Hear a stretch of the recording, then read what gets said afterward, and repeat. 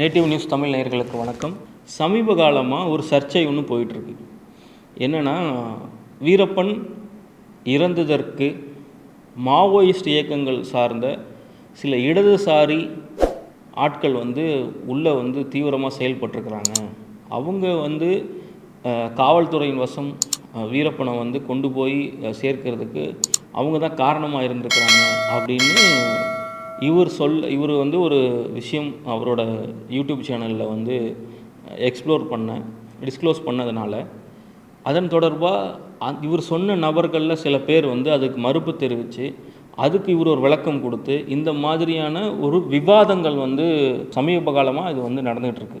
இதோட ஆரம்ப புள்ளி எங்கே, இவங்க எப்படி உள்ளே போனாங்க, எதனால் வீரப்பன் அவர்களை நம்பினாங்க, எந்தெந்த நபர்கள் மூலிமா வீரப்பன் இந்த குழுவை காண்டாக்ட் பண்ணாங்க, இந்த குழு உள்ளே போய் என்ன பண்ணுச்சு இப்படின்னு சொல்லி பல விஷயங்கள் நம்மளுக்கு விடை தெரியாமல் இருந்தது. அதை ரொம்ப ஓப்பனாக, எதற்குமே பயப்படாமல் ஒரு மிக தெளிவான ஒரு விளக்கம் நம்மளுக்காக பத்திரிகையாளர் சிவசுப்பிரமணியம் அவர்கள் கொடுத்துருக்காரு. அவ்வளோ ஒரு அழகான ஒரு இடத்துல இந்த நேர்காணல் நாங்கள் பண்ணியிருக்கோம். இடம் அழகாக இருக்கும், ஆனால் இதில் அவர் சொல்லப்பட்ட விஷயங்கள் அதிர்ச்சிகரமாக இருக்கும். ரொம்ப ஒரு நம்மளே பலவிதமான கேள்விகளுக்கு உள்ளாக்கக்கூடிய விஷயங்கள் எல்லாம் அவர் பேசியிருக்காரு. நம்ம சேனல்லையே நிறைய பேர் வீரப்பன் பற்றி பார்க்குறவங்க அவரோட ரசிகர்களாக தான் இருக்கீங்க. உங்களுக்காக எக்ஸ்க்ளூசிவாக நாங்கள் கொண்டு வந்திருக்கோம். வணக்கம் சார். வணக்கம். நம்ம உங்ககிட்ட இதுக்கு முன்னாடி நம்ம ஏற்காடு மலைப்பகுதிகளில் ஒரு நேர்காணல் தந்தோம். அது பெரும் வரவேற்பு பெற்றது. நிறைய பேர் கமெண்ட்ஸில் இதை கேளுங்க அதை கேளுங்கன்னு சொல்லி பல பேர் கேட்டிருந்தாங்க. அதுக்கு நம்மளால் நேரடியாக பதில் அளிக்க முடியாது. ஏன்னா அந்த சம்பவம், அந்த நிகழ்வை பற்றி முழுமையாக தெரிஞ்சவங்க நீங்கள் ஒருத்தர் மட்டும்தான். அப்படிங்கிறப்போ நம்ம அதை பற்றி இன்னொரு சின்ன விஷயம், ஒரு சின்ன டீட்டெயிலிங்கான சில விஷயங்கள் பற்றி பேசலாம்.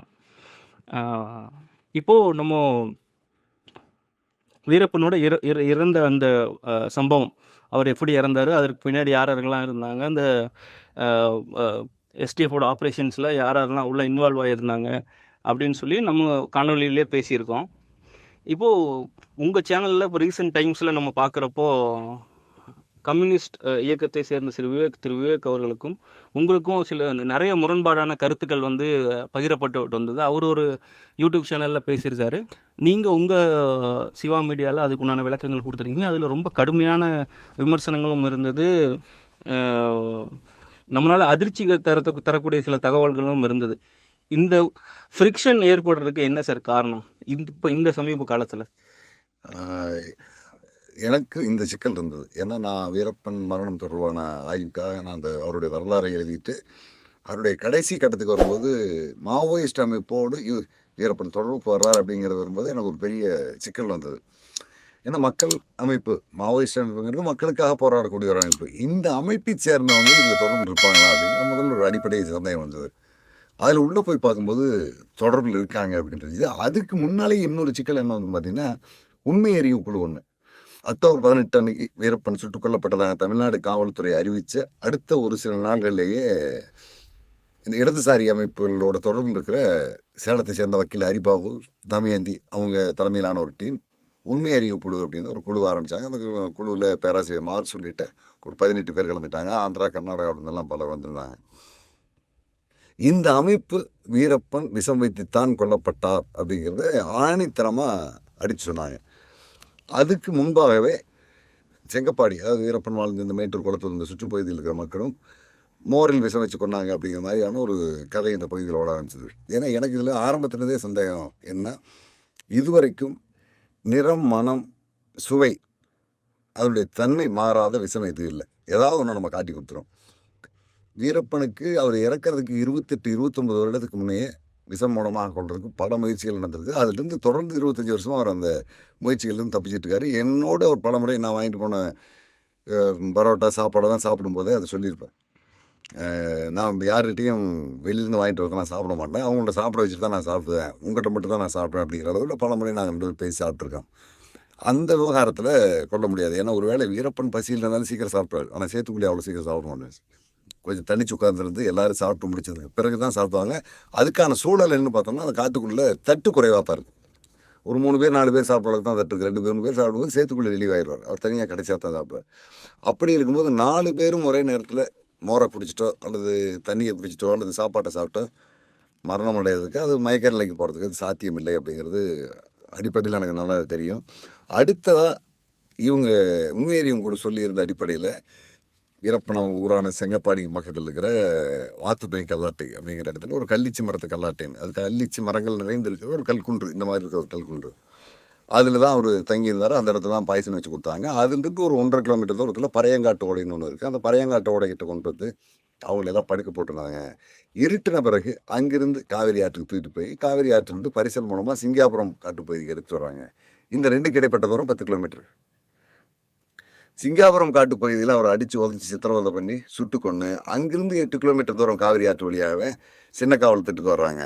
சின்ன காவல் திட்டுங்கிற இடத்துலேருந்து ஒரு உடலை பரிசல் ஏற்றி மேட்டூர், குளத்தூர், மேட்டூர் வழியாக மேச்சேரி, பெண்ணாகரம் கொண்டு போயிட்டு பாப்பாரப்பட்டிக்கிட்ட அவர் கடைசியாக சுட்டு கொண்டதாக ஒரு ட்ராமா போட்டிருக்காங்க அப்படின்னு உண்மையை உங்களுக்கு சொல்லிச்சு. இது யார் முகாந்திரமாக இந்த செய்தியை சொன்னாங்கன்னா யாரையும் அடையாளம் காட்டல. அவங்க சொன்னாங்க, இவங்க சொன்னாங்க, ஊர் சொன்னாங்க, மக்கள் சொன்னாங்கங்கிறத தவிர வேறு யாரும் கிடையாது. கொளத்தூர் மணியன் இதை பற்றி ஆரம்பத்துலேருந்தே ரொம்ப தீவிரமாக விசாரிச்சுட்டு இருந்தார். முதல்ல சொன்னார், கொளத்தூர் செக் போஸ்ட்டில் அந்த வேன் உள்ளே போயிட்டு வந்து பதிவாகிட்டு வர சொல்கிறாங்க, நாளைக்கு நான் பார்க்குறேன். மறுநாள் ஒரு நாள் 2 நாள் விட்டு அப்புறம் அண்ணாட்ட பேசும்போது நான் கூப்பிட்டு விசாரித்தேங்க. நம்ம தோழரனை போய் குளத்தூர் சோதனைச்சாவடி, வனத்துறை சோதனைச்சாவடியில் இருக்கிற அந்த லெஜரையும் பார்த்துருக்காங்க. அவங்க வழக்கமாகவே லாரி மற்றும் வேன் மாதிரி வண்டிகள் உள்ளே போயிட்டு வெளியில் வந்தால் அந்த நம்பர் தான் எழுதுவாங்க. பஸ்ஸு, ஆம்புலன்ஸு, கார் நம்பர்லாம் அவங்க எழுதுறதில்ல. அதனால் அவங்ககிட்ட பதிவு இல்லை. இருந்தாலும் இந்த ஆகஸ்ட் 18ஆம் தேதி அன்றைக்கி மாலையில் டியூட்டியில் இருந்த கார்டு இன்றைக்கி இல்லை, நாளைக்கு வருவா சொன்னாங்க. அவரையும் விசாரிக்கிறாங்க. மறுநாள் அவரையும் விசாரிச்சுட்டு அந்த மாதிரி அந்த வேன் இங்கே வரல, ஆம்புலன்ஸ் போயிருந்தால் எங்களுக்கு நினைவு இருக்கும், அது போயிட்டு இந்த வழியாக வந்துடுங்கன்னா கண்டிப்பாக எங்கள் நினைவில் இருக்கும், அந்த மாதிரி வரல அப்படின்ட்டு அவரோட பணியில் இருந்த 2 3 பேரெல்லாம் கேட்டு தான் சொல்கிறார். இல்லைங்கிறது உறுதியாகிட்டுது.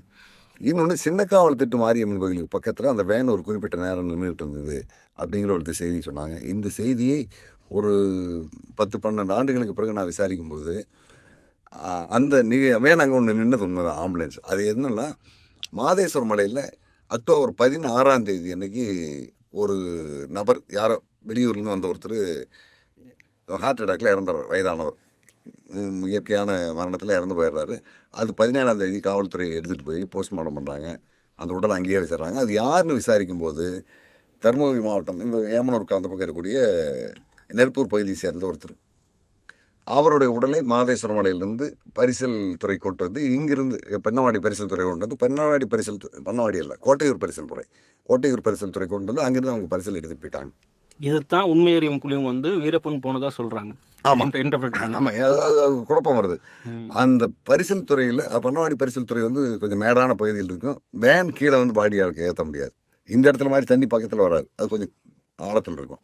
அந்த இடத்துல மேலே வேனை நிறுத்திட்டு அவன் பாடியை கீழே எடுத்து கொடுத்துட்டு பாடி எடுத்துகிட்டு போனவன் சின்னக்காவல் திட்டு மாரியம்மன் கோயிலுக்கு முன்னால் போய் பரிசல் துறையில் அங்கே இருக்கிற காவிரி ஆற்றில் வண்டியை கழுவிட்டு, ஏன்னா ஒரு உடல் எடுத்துகிட்டு வந்தாங்கன்னா அந்த ஆம்புலன்ஸ் டிரைவர் அந்த வண்டியை கழுவுவாங்க. அந்த மாதிரி கழுவிட்டு கொண்டு வந்து அந்த இடத்துல நிறுத்திட்டு, அங்கே ஒரு கோயில் இருக்குது, அந்த கோயிலில் ஏதோ ஒரு கற்பூரத்தை வச்சு பூஜை பண்ணிட்டு அவன் போயிருக்கான். இதை பார்த்துருக்காங்க. இந்த வேன் தான் அந்த வேன்ட்டாங்க.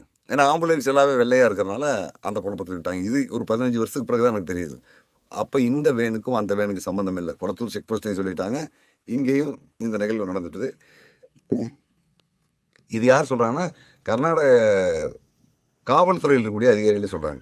17ஆம் தேதி இந்த மாதிரி பாடியை நாங்கள் அனுப்பிவிட்டோம். அதுவும் தான் ஒத்து போயிடுச்சு. அடுத்ததாக இன்னொன்றுனா, இவங்க வீரப்பன் உடல் எடுத்துகிட்டு வந்தால் சொல்லக்கூடிய வழி நெடுக நம்ம பார்த்தோம்னா கிட்டத்தட்ட ஒரு 18 கிலோமீட்டர் தூரம் வருது. செங்கப்பாடியில் அவர் மயக்கம் மருந்து குடித்து மயங்கி கிடந்தா சொல்லப்பட்ட இடத்துலேருந்து அது சின்ன காவல் திட்டு மாதிரி ஒரு 17 கிலோமீட்டர் வரும். இந்த 17 கிலோமீட்டர் தூரத்தில் காவிரி ஆற்றின் வழியாக வரும்போது வலது பக்கமும் இடது பக்கமும் ஒரு 300 விவசாயிகள் விவசாய நிலத்தை வச்சுருக்காங்க. அந்த 300 பேருக்குமே ஆடு மாடுகள் இருக்குது. அந்த ஆடு மாடுகளை எல்லாமே காவிரி ஆற்றங்கிற ஓரத்தில் பட்டி போட்டு அடைச்சி வச்சுட்டு காலையில் தண்ணி குடிச்சதுக்கப்புறம் காட்டுக்கு அனுப்புவாங்க. இந்த பட்டியில் இருக்கக்கூடிய ஆடுகளையும் மாடுகளையும் சிறுத்தையோ புலியோ வந்து பிடிச்சிருக்கிறதுனால ஒவ்வொரு பட்டியிலையும் ஒரு மாட்டு பட்டியிலையும் ஒரு ஆள் காவல் இருப்பாங்க. அவங்க காவல் இருக்கிறவரை மட்டும் இல்லாமல் வேட்டை நாய் ஒரு 2 3 அந்த இடத்துல இருக்கும். அன்னைக்கு வந்து காவிரி ஆற்றினுடைய நீர்மட்டம் 87 அடி. 87 அடிக்கும் போது நம்ம இந்த அளவுக்கு தண்ணி இருக்கும். இப்போ இருக்கிற இதே அளவு இருக்கும். இந்த அளவில் அவங்க பரிசல் ஒரு ஆற்றுல வந்துட்டு இருந்ததுன்னா பட்டியல் இருக்கிறவங்க கண்டிப்பாக தெரியும். அவங்க கவனக்குறைவாக இருந்தாலும் பட்டியல் இருக்கிற நாய் சத்தம் போட்டோம். 4 பேர் உயிரோடோ அல்லது உயிரற்ற உடலையோ ஒரு போலீஸ் டீம் எடுத்துகிட்டு பரிசல் வருதுன்னா குறைந்தபட்சம் 3-4 பரிசல் தேவைப்படும். ஏன்னா இதெல்லாம் சின்ன பரிசல். பயணிகள் போக்குவரத்துக்கு பரவாயில்ல பெரிய பரிசலாக இருந்ததுன்னா 2 பரிசலோடு வரலாம். ஆனால் இது சின்ன சின்ன பரிசலில் வரும்போது 3-4 பரிசல் தேவைப்படும். இந்த 3-4 பரிசலில் இரவு நேரத்தில் அந்த வெளியே மக்கள் காவல்துறையினர் வீரப்பனுடைய கூட்டாளிகள் 4 பேரோட உடலை எடுத்துகிட்டு வராங்கிறது இந்த 300 விவசாயிகளில் 300 ஆடு மாடு பட்டியலில் இருக்கிறவங்க யாராவது ஒருத்தர் 2 பேர் பார்த்துருப்போம். இன்னொன்று இந்த 300 பேருமே இரவு எல்லாம் தூங்க வேண்டாம். குறைந்தபட்சம் ஒரு 150 பேர் ஆற்றுல மீன் பிடிச்சிட்டு இருப்பான். ஒரு இடத்துல வலை விட்டுக்கிட்டு இருப்பான், ஒரு இடத்துல வலையை சுற்றிட்டு இருப்பான். இவங்க யாராவது ஒருத்தருடைய கண்ணுக்கு தட்டுப்படணும். அந்த 18 கிலோமீட்டர் தூரத்தில் இன்னொரு சிக்கல்னா அதுக்கு ஒரு 6 மாதத்துக்கு முன்பு இருந்து கர்நாடக காடுகளில் இருக்கிற வீரப்பன் தமிழ்நாட்டு வனப்பகை நெருப்பூர், ஏரியூர், பெண்ணாகரம், இங்கே இருக்கிற கோவிந்தபாடி இந்த பக்கத்துக்கு வர்றதுக்கு காவிரி ஆற்றை கடந்து வர்றாரு. அப்படிங்கிறதுனால எந்தெந்த இடங்கள் எல்லாம் பரிசல் நிற்குது, பரிசல் இட்டுட்டு போகிறாங்க, அந்த பரிசலை கண்காணித்து தூரத்திலிருந்து கண்காணிக்கிறதுக்கு கர்நாடக அதிரடிப்படை 5 இடத்துல கண்காணிப்பு கோபுரம் அமைச்சு உட்காந்துருக்கான். இது இல்லாமல் மொபைலில் வரக்கூடிய அந்த வேன் அங்கங்கே 10 பேர் இறக்கி விட்டு போயிடுவான். அவனும் அந்தந்த பகுதிகளில் சந்தேகப்படக்கூடிய பகுதியெல்லாம் கண்காணிச்சிட்டு இருக்கான்.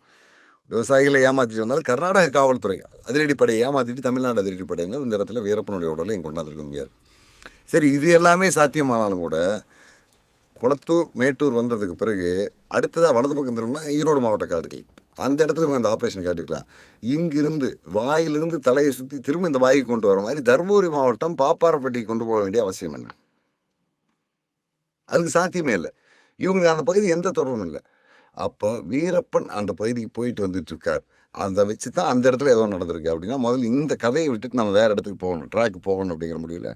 இதை பற்றி நான் பேசும்போது மணியனோட ஒரு நாள் டோட்டலாக நீங்கள் அவாய்ட் பண்ணிட்டீங்க. இது நடக்கவே இல்லை. ஓகே அப்படிங்கிறது நியூஸ் ரெண்டுமே இது 2 சப்ஜெக்ட். போலீஸ் தேரியும் போய் உண்மையறியும் உங்களுக்கு சொன்னது அதை விடவும் முட்டாள்தனமான போய் இது சாத்தியம் இல்லைன்னு சொல்லிட்டு அந்த பக்கத்துக்கு அவர் எதுக்கு போயிட்டு இருக்காரு அப்படிங்கிறது மணியனோட நான் ஒரு நாள் பேசிட்டு இருக்கும்போது, ஆமாங்க, வீரப்பன் இறந்ததுக்கு சில நாளுக்கு முன்னால் எனக்கும் அங்கிருந்து வர சொல்லி தகவல் அனுப்பியிருந்தார். நான் கடைசி முறை போகல, ஒரு முறை நாங்கள் போய் பார்த்து வந்தேன், பெண்ணாகரம் பகுதியில் அவருக்கு தொடர்பு இருக்குது அப்படின்னாரு. அவர் போய் சொல்ல வேண்டிய அவசியம் இல்லை. அப்போ அந்த பக்கத்தில் தொடர்பு இருந்திருக்கு. அந்த ஏரியாவில் நான் விசாரிச்சோம்னா எங்கே போனாலும் ஒரு முட்டு சாதம் தான் வருது. சரியான ரூட்டை என்னால் எடுக்கவே முடியல. இந்த பக்கம் எதுக்கு போனாங்க, எதுக்கு வந்தாங்கிறது எந்த இடத்தையுமே என்னால் ஃபைண்ட் அவுட் பண்ணவே முடியல. அது ஒரு பக்கம் அப்படியே போயிட்டுருக்குது. அந்த இடைப்பட்ட காலகட்டத்தில் சரி இதில் ஏதோ நடந்திருக்கு அப்படின்ட்டு உண்மை அறிவும் குழுவில் கலந்துக்கிட்ட நபர்கள் இருக்காங்க இல்லையா, அதில் எனக்கு அறிமுகமான சில பெரும்பாலும் இடதுசாரி சம்பந்தப்பட்ட ஆட்கள் முழுக்க இடதுசாரி சில முழுக்க கோவை பாமரன் தலைவா வீரப்பன் கொல்லப்பட்டதாக சொல்லப்பட்டதில் உண்மை இல்லைங்கிறது எனக்கு தெரியுது, போலீஸ் சொன்னது. அப்போ உண்மை அறிவும் குழு அமைச்சிருக்காங்க. போயிட்டு வருவோன்னு வந்தேன். ஒரு நாள் போனேன், அங்கே சுற்றினேன் இங்கே சுற்றினேன், ஆற்றுக்கு போனேன், வந்தால் எல்லாம் மீன் வாங்கி சாப்பிட்டேன், எல்லாம் பார்த்தேன். அவன் சொன்னான் இவன் சொன்னான், அங்கே சொன்னான் இங்கே சொன்னான், அவன் பார்த்தான் இவன் பார்த்தான்னு சொன்னாங்களே தவிர யாரும் எதையும் நேரில் பார்த்தா சொல்ல. எனக்கு வேலை இருந்து நான் கோயம்புத்தூர் வந்துட்டு ஒரே நாள் நான் போயிட்டு வந்துட்டு அதுக்கு மேலே போல. கடைசியாக அதை பற்றி முடிவெடுத்தது எல்லாமே ஹரிபாபு தமையன் 2 பேர் தான் அப்படின்ட்டாரு. அடுத்தது கோவிச்செட்டிப்பாளையம் வழக்குரைஞர் ஜெயராஜர் பேசினேன். அவரே தான் சொன்னார், நான் ஒரு நாள் போனால் வந்துட்டேங்க, நாங்கள் போய் விசாரித்த வகையில் யாரும் இதை நான் பார்த்தேன், இது நடந்தது, இது இருக்குது அப்படிங்கிறலாம் இல்லை, அது சாத்தியமாக இல்லையாங்கிறது நான் பார்க்கல, முடிவெடுத்தது பூரா ஹரிபாபு தமையன் அப்படின்ட்டார். பேராசிரியர் மார்க்ஸ்கிட்ட பேசினேன். ஒரு உண்மையறியும் குழு எப்படி அமைக்கப்படக்கூடாது என்பதற்கு வீரப்பன் மரணம் தொடர்பாக அமைக்கப்பட்ட உண்மையறியும் குழு தான் காரணம். அந்த அடிப்படை கட்டமைப்பே இல்லாமல் அமைக்கப்பட்ட அந்த குழு, அதனுடைய விசாரணையில் எனக்கு திருப்தி இல்லை. அவங்க அணுகு முறையும் சரியில்லை, நடந்துக்கிட்டதும் சரியில்லை. அதனால் ஒரு நாள் அந்த குழுவில் இருந்தோடு நான் வந்துட்டேன். கடைசியில் அறிக்கை தயாரிக்கிறதுக்கும் வரல, அதனுடைய அறிக்கை வெளியீட்டுக்கும் வரல. அதற்கு பிறகு எந்த உண்மை அறிவும் குழு அமைச்சாலும் அதுக்கு நான் தான் தலைமை பொறுப்பு, நான் தான் அறிக்கை தயாரிப்பேன். அப்படி இருந்தால் தான் நான் அதுக்கு போவேன், இல்லைன்னா அதுக்கு போகிறதில்லைன்னு முடிவு பண்ணிட்டேன். ஒரு உண்மை அறிவும் குழு எப்படியெல்லாம் செயல்படக்கூடாதுங்கிற உதாரணமே வீரப்பன் மரணம் தொடர்பான உண்மை அறிவு குழு தான்ட்டார். ஒட்டுமொத்தமாக தவிர்த்தார். குமாரபாளையம் பாவலர் நரிமதி கிட்ட இருக்கிறாரு. நான் அவர் தான் சொன்னார், போனால் பரிசல்காரனை பார்த்தா அவன் சொன்னாங்கிறா இவன் சொன்னாங்கிறா, அவனை போய் பார்த்தா இவன் சொன்னாங்கிறா, அப்படியே திரும்பி வருது, எதுவும் இல்லை, எங்களால் எதையும் ஃபைண்ட் அவுட் பண்ண முடியல, தமையந்தி ஹரிபாபு தான் பண்ணாங்கன்ட்டாங்க. சார் இதை அப்படியே முடிஞ்சிருச்சு. இதையெல்லாம் முடிச்சு அப்புறம் திரும்ப மணியனோட நான் பல்வேறு விஷயங்கள்லாம் பேசிகிட்டு இருக்கும்போது இந்த கதை வீரப்பனுக்கு மோரில் விஷ வச்சாங்க, இந்த இடத்துல பொண்ணாங்க, இதை நான் பார்த்தேன் அப்படின்னு ஒருத்தர் சொல்கிறாருன்னு யாருன்னு விசாரித்து போனோம்னா இந்த கடைசி இந்த ஆளையே சுற்றி வருது. அப்படியே சுற்றி சுற்றி தான் வந்துட்டு இருக்கிறதோட அது அடுத்த கட்டத்துக்கு போக மாட்டேங்குது. இதை பற்றி நீ கொஞ்சம் டீப்பாக விசாரிங்க, வேற ஏதோ நடந்திருக்கு அப்படின்னாரு. ஏன்னா அவரும் தொடர்ந்து ஒரு 10-15 ஆண்டுகள் அதை பற்றி விசாரிக்கும் போது ஆரம்பிக்கிற இடத்துக்கே போய் முடியுதுனால அது உண்மை இல்லைங்கிற முடிவு உட்காந்துட்டான். இந்த வேலைகள்லாம் நடந்துகிட்டு இருந்த அந்த கட்டத்தில் தான் விஜயகுமார் எழுதின வீரப்பன் சேசிங் த பிரிகேண்ட் அந்த நூல் வருது. அந்த நூலில் தான் எனக்கு ஒரு லீடு கிடச்சிது. அவர் அதில் போகிற போக்கில் நிறைய கதைகள் சொல்லிட்டு போகிறார். அந்த கதையில் ஒரு இடத்துல வீரப்பனை பற்றிய தரவுகளை எங்களுக்கு சொல்கிறதுக்காக ஒரு நபர் வர்றாரு.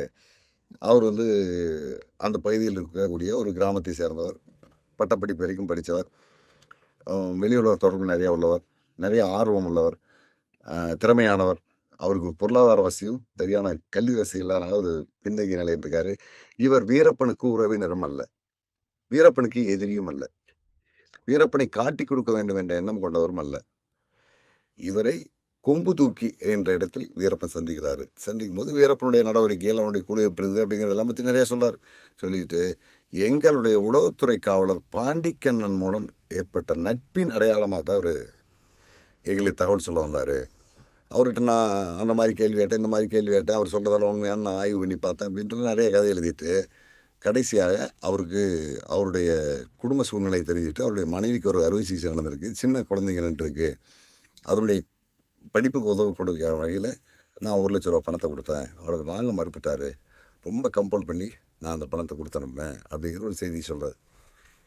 அவர் ஏற்கனவே எழுதுனது நிறைய கதைகள் இருக்குது. இதுவும் கதை தானா உண்மையா அப்படிங்கிறத நான் கொஞ்சம் டைம் எடுத்துகிட்டு இந்த கொம்பு தூக்கிங்கிற ஊர் எனக்கு தெரியும். அங்கே நான் போயிருக்கேன் ஏற்கனவே. அந்த ஊரினுடைய அமைப்பு எல்லாமே தெரியும். அந்த பகுதிக்கு வீரப்பன் போகிறதுக்கான சாத்தியம் இருக்குது. அந்த ஊருக்கு போய் அங்கே விசாரிக்கும் போது அந்த ஊர்லேயும் முதல் கட்ட விசாரணைகள் எனக்கு, ஏன்னா நான் விசாரிக்க போகும்போது 15 வருஷம் முடிஞ்சிருச்சு. அது மாதிரி ஆள் யாரையும் கண்டுபிடிக்க முடியல. அடுத்தடுத்த கட்ட விசாரிகளில் அந்த நபர் தான் இப்போ நான் சொல்லியிருக்கக்கூடிய அந்த தேவராஜ் அப்படிங்கிற நபருங்கிறது எனக்கு தெரிஞ்சிருச்சு. அவரையும் நான், அது சாதாரணமான ஆள் கிடையாது. அது காவல்துறையில் வந்து எவ்வளோ ஐபிஎஸ் மூத்த அதிகாரிகள், ஐபிஎஸ் முடித்து பல ஆண்டுகள் எக்ஸ்பீரியன்ஸ் உள்ள அதிகாரிகள் கொடுப்பாங்க. அவங்க கூட தேவராஜ் இடத்த தோற்று போடணும். அந்தளவுக்கு திறமையாக பேசக்கூடிய நபர் அவர். அவரை பற்றி சொல்கிறதுனா ஒரு 1 மணி நேரம் சொல்லலாம். அந்தளவுக்கான ஆளுமைகளில் ஒரு நபர். அவரை பார்த்தேன், பேசினேன். முதல் சந்திப்பிலேயே பாண்டிக்கண்ணன் நான் சந்தித்தேன், என்கிட்ட வேலை செஞ்சுட்டு இருந்தேன் அப்படிங்கிறதெல்லாம் ஒத்துக்கிட்டாரு. இதுக்கு இடையில் நான் வேற ஒரு விஷயமா மதுரை பக்கம் போயிட்டு நாமக்கல்லேருந்து ஆத்தூர் போகும்போது நான் போன பேருந்து பழுதாயிட்டுது. சேந்தமங்கலத்தில் இறங்க வேண்டியதாகிடுது. இறங்கும்போது அங்கே எனக்கு தெரிஞ்ச ஒருத்தர் இன்ஸ்பெக்டராக இருக்கார். அந்த நபர் வந்து துரைப்பாண்டியன்கிற ஒரு சப் இன்ஸ்பெக்டர் குளத்தூர் இருந்தார். இவருக்கும் பாண்டிக்கனுக்கும் தொடர்பு இருக்கிறதெல்லாம் நான் முதல்ல எடுத்துட்டேன். அப்போ அவரை பார்த்து பேசிட்டு இருக்கும்போது, நான் துரைப்பாண்டியன் தான் வீரப்பன் ஆப்ரேஷனில் ரொம்ப முன்னாள் தான் இருக்காப்லையாம, உங்களுக்கு தெரியுமா அப்படின்னு. அவனை கழுத்தறுத்து போட்டால் கூட உண்மையை வாங்க முடியாது. நாங்கள் படித்த காலத்துலேயே நாங்கள் எல்லாருமே காக்கி சட்டை போட்டதாக பெருமையாக நினைப்போம். ஆனால் துரைப்பாண்டியன் என்னால் காக்கி சட்டை பெருமை அடையணும் அப்படின்னு சொல்லக்கூடிய கேரக்டரு. அவன் கூட வேலை செஞ்ச 2 பசங்களை கான்ஸ்டபிளில் ஏதோ ஒரு செங்கல் சூடையிலையோ அல்லது கட்டட வேலை செய்கிற ஆள் இல்லையோ மேன்சன் வேலைகள்லாம் அனுப்பியிருக்கான். அந்த பசங்களாம் ஒரு 1.5 வருஷம் 2 வருஷம் சித்தால் வேலை செஞ்சுட்டு தான் இந்த லிங்க்கெல்லாம் எடுத்திருக்காங்களா. இப்போ பின்னால் ஏதோ ஒரு நிகழ்ச்சியில் கல்யாணத்துக்கு இந்த மாதிரி ஃபங்க்ஷனுக்கெல்லாம் போகும்போது பேசும்போது தான் அதெல்லாம் அவனுக்கு தெரியுது. ஆனால் அவனும் பேசி உண்மையை வாங்குறது ரொம்ப கஷ்டம். யாரும் பேசிலாம் வாங்க முடியாது, பாட்டுக்கு போயிட்டே இருப்பான். அந்த மாதிரியான அது அப்படின்னாரு. ஒரு சின்ன தரவு. அப்போ அதுக்கப்புறம் தான் பாண்டிக்கண்ணன் தொடர்பான விஷயங்களை நான் மீண்டும் எடுக்கும்போது பாண்டிக்கண்ணனுடைய ஃபோட்டோவை எடுத்துக்கிட்டு இந்த பாண்டிக்கண்ணன் எங்கே இருக்கார் என்னங்கிறத நான் விசாரிக்கிறேன். அவர் தேனியில் இருக்கார் அப்படிங்கிறாங்க. தேனியில் இருக்கக்கூடிய என்னுடைய நண்பர்களுக்கு ஃபோன் பண்ணி அங்கிருந்த பத்திரிகை துறை நண்பர்கள், காவல்துறை நண்பர்களெல்லாம் கேட்கும்போது பாண்டிக்கனுடைய ஃபேஸ்புக் ஐடி, அவருடைய வாட்ஸ்அப் குரூப் இருந்த ஃபோட்டோலாம் எனக்கு எடுத்து கொடுக்குறாங்க. இந்த நபர்களெல்லாம் பார்த்து செங்கப்பாடியில் கொண்டு கேட்கும்போது அங்கே இருந்தவங்க சொல்கிறாங்க இந்த ஆள் இங்கே இருந்தான் அப்படின்ட்டு. இங்கெல்லாம் இருந்தான் அப்படிங்கும்போது அந்த ஊரில் சின்ன பசங்க ஒரு 18 வயசு 17 வயசு பசங்களை எல்லாம் ஒரு டீமாக சேர்த்துக்கிட்டு ஒரு 10 பேர் 15 பேர் சேர்த்து ஒவ்வொருத்தர்கிட்டையும் வாரம் 20 ரூபா வசூல் பண்ணுறது. 6 வாரம் 8 வாரம் போச்சுன்னா ஒரு 150 ரூபா 200 ரூபா சேரு. இவங்க ஒரு 100 ரூபா போட்டு 250 ரூபா சேர்த்து அவங்களை எல்லாம் டூர் கூட்டி போகிறது, திருப்பதி போகிறது, சென்னை போகிறது, மகாபலிபுரம் போகிறது, இந்த மாதிரி பல இடங்களுக்கெல்லாம் கூட்டி போயிருக்கேன். இரவு 11 மணிக்கு மேலே செகண்ட் ஷோ சினிமா கூப்பிட்டு வந்து இவங்க பரோட்டா ஆப்லெட்லாம் வாங்கி கொடுத்து போகிறது மாதிரி இளைஞர்கள் மத்தியில் ஒரு பெரிய ஒரு நெருக்கத்தை உருவாக்கி வச்சுருக்காரு பாண்டிக்கண்ணன். இன்னொரு கான்ஸ்டபிள் செந்தில் அப்படின்ட்டு. இந்த மாதிரி டூர் போகும்போது நாங்கள்லாம் ஃபோட்டோ எடுத்தோம். அந்த ஃபோட்டோ கொடுங்கன்னு தெரியுதுன்னா அந்த ஃபோட்டோ எப்போ யாரெல்லாம் எடுத்து வச்சுருந்தாங்களோ அதையெல்லாம் பின்னால் வந்து இன்டெலிஜென்ட் டீம் வாங்கிட்டு போயிட்டாங்க. யாருக்கிட்டையுமே ஃபோட்டோ இல்லை. 2வது கிராமப்புற மக்கள் அந்த ஃபோட்டோவெல்லாம் பாதுகாப்பாக வைக்கணுங்கிற அக்கறை இல்லாமல் வீட்டில் வெட்டுக்கையில் சொருவினேன், குடிசையில் சொருவினேன், மொடாக்குள்ளே போட்டு வச்சுருந்தேன்னா பாதி கிடைக்காம போயிட்டு மேக்ஸிமம் போலீஸ் வாங்கிட்டு போயிட்டாங்க. அதுக்கப்புறம் அந்த காலகட்டத்தில் அந்த ஊரில் இருந்து இப்போ வெளியூர் இருக்கிற யாரோ இருந்தால் மூலமாக கிடைக்குன்னு பார்த்து வெளியூர் இருந்த ஒருத்தர்கிட்ட வந்து ஒரு 4 ஃபோட்டோ பிடிச்சாங்க. அந்த 4 ஃபோட்டோவில் இருந்த அந்த பாண்டிக்கரன் அங்கே வேலை செஞ்சாலும் இங்கே இருந்தாலும் சரியாக வருது. அப்போ பாண்டிக்கரனுக்கு இதில் ஏதோ முக்கியமான ரோல் இருக்குது அப்படின்னு. அப்புறம் ஒரு இடத்துல நான் பாண்டிக்கரனை சந்திச்சு பேசினேன். முதல் சந்திப்பிலேயே சில விஷயங்களை பேசினார், சில விஷயங்களை தவிர்த்துட்டார். அடுத்து தொடர்ந்து தொடர்ந்து தொடர்ந்து தேனிக்கும் சேலத்துக்கும் பல முறை பயணம் பண்ணி ஒவ்வொரு இடமா அவரை பேச ஆரம்பிக்கிறோம். அதுக்கப்புறம் இந்த தேவராஜ் அப்படிங்கிற அந்த எம்என் அவரையும் நான் பார்த்துட்டேன். இதுக்கு அடுத்த கட்டமாக எங்கே போகிறதுங்கிறது தெரியல. இப்படி பேசிட்டு இருக்கும்போது தான் வீரப்பன் சேசிங் த பிகின் புத்தகத்தை குளத்தூர் மணியன் ஒரு காசு கொடுக்குங்க. அவர் அதை படிச்சுட்டு சொன்னார், அந்த புத்தகத்தினுடைய கடைசியில் திருச்சிக்கு பக்கத்தில் இருக்கிற ஒரு கிழவன் ஒரு வயசானவரை சந்திக்கிறதுக்கு இந்த ட்ரேடர் அனுப்புன்னு சொல்லி விஜயகுமார் சொல்லியிருக்காரு. அந்த பெரியவர் புலவர் கலிய பெருமாள் அவரை சந்திக்கிறதுக்கு தான் போனாங்க. அவரை புலவர் கலிய பெருமாளும் ஒரு கட்டத்தில் இங்கே வந்து பார்த்துட்டு போயிருக்காரு. ஆனால் அவர் எப்போ பார்த்தார் என்னங்கிறது எனக்கு தெரியாது. அவர் இறந்த சில ஆண்டுகளுக்கு பிறகு அவரோடு தொடர்பில் இருந்த அரூர் வேடியப்பன்கிட்ட பேசும்போது அவர் சொன்னார், நாங்கள் போய் பார்த்துட்டு வந்தோன்ட்டு. நீங்கள் வேடியப்பனை பார்த்தா தகவல் தெரியுங்க. அதுக்கப்புறம் நான் வேடியப்பனை பார்க்கும்போது தான் அதுக்கு பிறகு புலவர் கலிய பெருமாளுடைய தொடர்பும் மாவோயிஸ்ட் ஐயப்பனுடைய தொடர்பும் அந்த அமைப்பெல்லாம் எங்கே போயிட்டு இருக்கான்னு தெரியுது. அப்புறம் வேடியப்பன் எங்கே சந்திக்கும் போது ஒரு பெண்ணாகரம் பக்கம் தும்கல்கிட்டார். இதுக்கடையில் அடுத்த கட்ட விசாரணையில் நான் தும்கலுக்கும் செங்கப்பாடிக்கும் என்ன தொடர்பு குறித்து விசாரிச்சோம்னா, செங்கப்பாடியில் வீரப்பன் குழுவோடு நெருங்கிய தொடர்பு இருந்தால் சொல்லக்கூடிய மாத்துப்பரி கலாட்டை மாதையன் ஐயந்துரை ரெண்டு பேர் இருக்காங்க. இவங்களுடைய அக்கா குழந்தையம்மாள், அவங்களுக்கு 4 பசங்க. அந்த 4 பையன் ஒருத்தர் மயில்சாமி. அந்த மயில்சாமி இப்போ இல்லை, உயிரோடு இல்லை, ஒரு 6-7 வருஷத்துக்கு இறந்துட்டார். அந்த மயில்சாமிக்கு பெண்ணாகரம் பக்கத்தில் தான் திருமணம் ஆயிருக்குங்கிறாங்க. ஆனால் அவன் இறந்ததுக்கு பிறகு அந்த பொண்ணு இங்கே வர்றதில்லை. அந்த பையன் உயிரோடு இருக்கும்போதே சில நாளுக்கு பிறகு பெண்ணாகரத்தை கூட்டி போயிட்டாங்க. அதனால் எந்த ஊர்னு அவங்களுக்கு யாரும் தெரியல. அப்படியே ஒவ்வொரு கட்டமாக விசாரிக்கும்போது கோடுப்பட்டிக்கு பக்கத்தில் இருக்குதா அந்த பொண்ணு கல்யாணம் ஆச்சு. ஆனால் இப்போ கணவன் இறந்ததுக்கு பிறகு அந்த பொண்ணு அங்கேயே போய் செட்டில் ஆகிட்டுட்டாங்க. இதுக்கடையில் வேடியப்பனோட தொடர்பு வரும்போது வேடியப்பன் பெண்ணாகரத்துலேருந்து வடக்கு பக்கம் போனோம்னா இல்லை இடது பக்கம் தும்கல்கிற ஒரு இடங்கன்னாரு. அந்த இடத்துக்கு வேடியப்பனோட கூட்டிகிட்டு போய் பார்க்கும்போது இந்த ருக்மணியினுடைய வீடு, இந்த ருக்மணிக்கும் இவங்களுக்குமான தொடர்பு, அதாவது அக்கா மகனுக்கு கல்யாணம் பண்ண கொடுத்த இடங்கனால அந்த இடத்துக்கு தொடர்பு வருது. இந்த மாத்துப்பரி கல்லாட்டில் இருக்கிற மாதையன் ஐயந்துரைக்கு இந்த தேவராஜுக்கு என்ன தொடர்புனா தான் தேவராஜுடைய மச்சன்னா ஐயந்துரை. தேவராஜுடைய பெரியப்பா பொண்ணை ஐயந்துரை கல்யாணம் பண்ணியிருக்கு. நெருங்கிய உறவு. இந்த உறவுக்குள்ள தான் கடைசி காலகட்ட சந்திப்பு இருந்திருக்கு. இது எல்லாமே போயிட்டு தேவராஜ் அவர் புலவர் கலிய பெருமாளை எதுக்கு போய் சந்திக்கிறாரு? வீரப்பன் அடுத்த கட்டமாக தன்னோட ஆளுடைய எண்ணிக்கை இப்போ இருக்குன்னு நினைக்கிறார். அவருக்கான பணம் அப்படிங்கிறது ஒரு தேவைக்கு மேலே இருக்குது. அது மேலே ஒன்றும் பிரச்சனை இல்லை. இப்போ அவருக்கு தேவை ஆளுங்க. ஏன்னா அதை இவர் மூலியமாக சொல்லி அனுப்புகிறார். ஆமாம், அடுத்த மாவோயிஸ்ட் அமைப்பு ஏற்கனவே 2-3 அமைப்பு வந்துட்டு போயிட்டாங்க. தமிழ்நாடு விடுதலை படை, தமிழ்நாடு மீட்பு படை, இளவரசன் தலைமையிலான ஆளுங்க, அல்லுமா அமைப்பை சேர்ந்தவங்கன்னு சொன்ன இஸ்லாமிய ஆளுங்க எல்லாமே வந்துட்டு யாருமே நிற்க முடியாமல் ஓடிடுறாங்க. அதுக்கு பிறகு நக்சல் அமைப்பை உள்ளே சேர்த்துட்டோம்னா மக்கள் யுத்த கொடுன்னு பேரில் அப்போ இயங்கிட்டு தான் அவங்க உள்ள சேர்த்துட்டோம்னா ஆளு கூட வருவாங்க, நமக்கு ஒரு பாதுகாப்பு. ஏன்னா 4 பேர் காட்டுக்குள்ள இருந்துட்டு இருக்கிறது ஒரு சலிப்பு இருக்கும். ஒரு 10 பேர் 15 பேர் இருந்தாங்கன்னா போகிறது, இடம் மாறுறது, அடுத்து காவல்துறை வந்தாலும் நம்ம எதிர்த்து நின்று சண்டை போடுறது அப்படிங்கிறது கொஞ்சம் பலமாக இருக்குது. அப்படிங்கிறனால ஒரு ஆளை அதிகப்படுத்துகிற முயற்சியிலே இருக்காது. இந்த இந்த நோக்கத்துக்காக தான் இவங்களை சந்திக்கிறாங்கிறது ஒவ்வொரு கட்ட மூவ்லையுமே நமக்கு தெரிஞ்சிருது. அதுக்கு பிறகு அந்த அமைப்பினுடைய முதல் கட்ட தொடர்பாளர் வராது, 2வது கட்ட தொடர்பாளர் வராது, 3வது கட்ட தொடர்பாளர் வராங்க, எல்லாமே பேசுகிறாங்க. பேசுனதுக்கு அப்புறம் இந்த அமைப்பு முறையாக 2 இணையறதுக்கான நகர்வு எல்லாம் போயிருக்கு அப்படின்னு தெரியுது. இது எல்லாம் எடுத்து கடைசியாக எப்படி வீரப்பன் கொல்லப்பட்டாருங்கிறது வரைக்கும் அந்த தரவெல்லாம் கொண்டு வந்தது பிறகு தான் இன்னும் பெரிய சந்தேகம் வருதுன்னா, இந்த மாவோயிஸ்ட் அமைப்பில் இருக்கக்கூடிய அந்த நபர், இந்த அமைப்பை சேர்ந்தவங்க தான் வக்கீல் ஹரிபாபு மூலமாக உண்மையும் அறிவும் கொடுக்க அமைச்சிருக்காங்க. ஹரிபாபு சொல்கிறார், எங்களுடைய கட்சி சொன்னதுனால தான் நான் இந்த வேலையை செஞ்சேன், கட்சியினுடைய தலைமை தான் எனக்கு இந்த வேலையை செய்ய சொல்லிச்சு அப்படிங்கிறார். அப்போ கட்சியினுடைய தலைமை இந்த வேலை செய்ய சொல்லி எனக்கு இப்படி ஒரு டைரக்ஷன் கொடுத்தாங்க, நான் செஞ்சேன்னு இவர் சொன்னார்னா, இவருக்கு இங்கே யாரும் வீரப்பனை விச வச்சு கொண்டாங்கன்னு வாய்மொழியே சொல்லவே இல்லை. வீரப்பனோட உடல் இங்கே கிடதுன்னு சொல்லவே, வீரப்பனை நான் கடைசியாக பார்த்தேன்னு யாரும் சொல்லலை. எல்லாமே இவராக ஒரு கற்பனையாக இந்த மாதிரி விச வச்சு கொல்லப்பட்டாங்கிற ஒரு ஸ்டோரியை முடிச்சிட்டாரு. ஆனால் இந்த குழு தான் இவரை இயக்கி இந்த உண்மையறியும் குழு நிலமா ஒரு அறிக்கையை வெளியிட வச்சிருந்தேன்னா, இந்த குழுவை சேர்ந்தவங்க யோகியமானவங்களாக இருந்தாங்கன்னா, கடைசி காலத்தில் இந்த அமைப்பை சேர்ந்தவங்க ஒரு 5-6 முறை வீரப்பனோட செஞ்சுருக்காங்க. எனக்கு தெரியும் ஒரு 6-7 முறை செஞ்சுருக்காங்க. இந்த 6-7 முறை சந்திப்புக்கு காரணமாக இருந்து தேவராஜை பார்த்து விசாரிச்சிட்டோம். தேவராஜை காட்டுக்குள்ளே ஊட்டிட்டு போனால் ஐயல்வரையை பார்த்து விசாரிச்சிட்டோம்.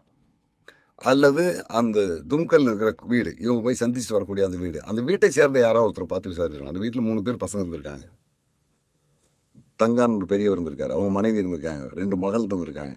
இவங்க யாரையோ பார்த்து விசாரித்து கடைசி என்ன நடந்துருக்குன்னா, எங்களுடைய அமைப்புக்கும் அவருக்கும் பேச்சுவார்த்தைக்கு வந்தார், நாங்கள்லாம் பேசினாங்கிறத கூட சொல்ல தேவையில்லை. ஆனால் இவங்களை பார்த்தா தானே உண்மை தெரிஞ்சிருக்கும். எதையுமே பார்க்காம இப்படி ஒரு பொய்யான அறிக்கையை கொடுக்க வச்சாங்க. இது சாத்தியமே இல்லாத விஷம் வைத்துக் கொண்டு பாடி இப்படி எடுத்து வந்தாங்கிறத ஒரு பொய்யான அறிக்கையை கொடுக்க வச்சதோடு மட்டும் இல்லாமல் அதுக்கு அடுத்த கட்ட நகருக்கும் போகிறாங்க. சென்னை உயர்நீதிமன்றத்துக்கு வீரப்பனுடைய உடற்கூறு ஆய்வு நடத்துனதில் மோசடி நடந்திருக்கு, திட்டமிட்டபடி உடற்கூறு ஆய்வு நடக்கலை, அதில் விஷம் வச்சு தான் கொண்டிருக்காங்க அப்படிங்கிறதுக்கு எங்கிட்ட எவிடன்ஸ் இருக்குது, இது ஒரு வழக்காக எடுத்து விசாரிக்கணும்னு கொண்டு போகிறாங்க. அந்த வழக்காக எடுத்து விசாரிக்கணும்னு கொண்டு உடனே உயர்நீதிமன்றம் அது ஒரு வழக்காக எடுத்து விசாரிக்கும்போது அரசு தரப்பில் ஒரு அறிக்கை விடுறாங்க. அந்த அறிக்கையில் வீரப்பனுடைய உடலையும் அந்த கூட அந்த 3 பேரோட உடலையும் ஆய்வு பண்ண டாக்டர் 3 பேர், அந்த 3 பேரில் ஒருத்தர் கிட்டத்தட்ட 1000 உடற்கூறு ஆய்வு பண்ண அனுபவம் உள்ளவர், இன்னும் 2 பேர் கெமிக்கல் அனலைசிங், இந்த மாதிரி ரொம்ப சிக்கலான உடற்கூறுகள் எல்லாமே துல்லியமாக ஆய்வு பண்ணி கொடுக்குறதுல புலமை நிபுணம் தன்மை உள்ளவங்க. அவங்களுடைய ஆய்வு இது வரைக்கும் தவறாக போனதே கிடையாது, அவங்களுடைய ஆய்வு மிகச்சரியானது தான் அப்படின்னு ஒரு ரிப்போர்ட் கொடுக்குறாங்க. இது எல்லாம் கொடுத்துட்டு கடைசியாக என்ன சொல்கிறாங்க, வீரப்பன் உடற்கூறுக்கு எடுத்துக்கும் போது அவங்க 4 பேருடைய உடற்கூறு ஆய்வு முடிக்க வரைக்கும் நாங்கள் முழுக்க வீடியோவில் பதிவு பண்ணியிருக்கோம், எக்ஸ்ரே எடுத்திருக்கோம், ஃபோட்டோ எடுத்திருக்கோம் அப்படிங்கிறதெல்லாம் சொல்கிறாங்க. சொல்லிவிட்டு நீங்கள் வீரப்பன் விஷம் வைத்து தான் கொல்லப்பட்டான் அப்படின்னு சொல்கிறதுல எந்த விதமான முகாந்திரமும் இல்லை, நீங்கள் அமைச்சிருக்கிற அந்த குழு அங்கீகரிக்கப்பட்ட குழு அல்ல, அதனுடைய தரவுகள் நீதிமன்றத்தினுடைய நம்பிக்கையை பெறவில்லை, அதனால் இந்த பெட்டிஷனை தள்ளுபடி வரலன்னு சென்று விட்டாங்க.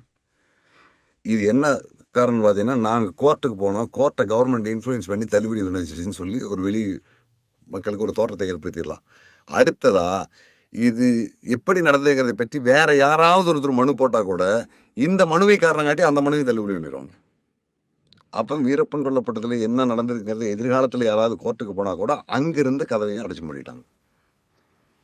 இவங்க உண்மையிலேயே யோகியமானவங்களா அல்லது புத்திசாலிகளா அல்லது மக்களுக்காக போராடக்கூடிய இல்லை பாடுபடக்கூடிய அமைப்பாக இருந்ததுன்னா அந்த வீரப்பன் உடற்கூறு தொடர்பான 9 மணி நேரம் வீடியோ ரெக்கார்டு இருக்குன்னு சொன்னீங்களா, அது ஒரு காப்பி விடுன்னு கேட்டு வாங்கியிருக்கேன். அப்பயே அதையும் வாங்கலை.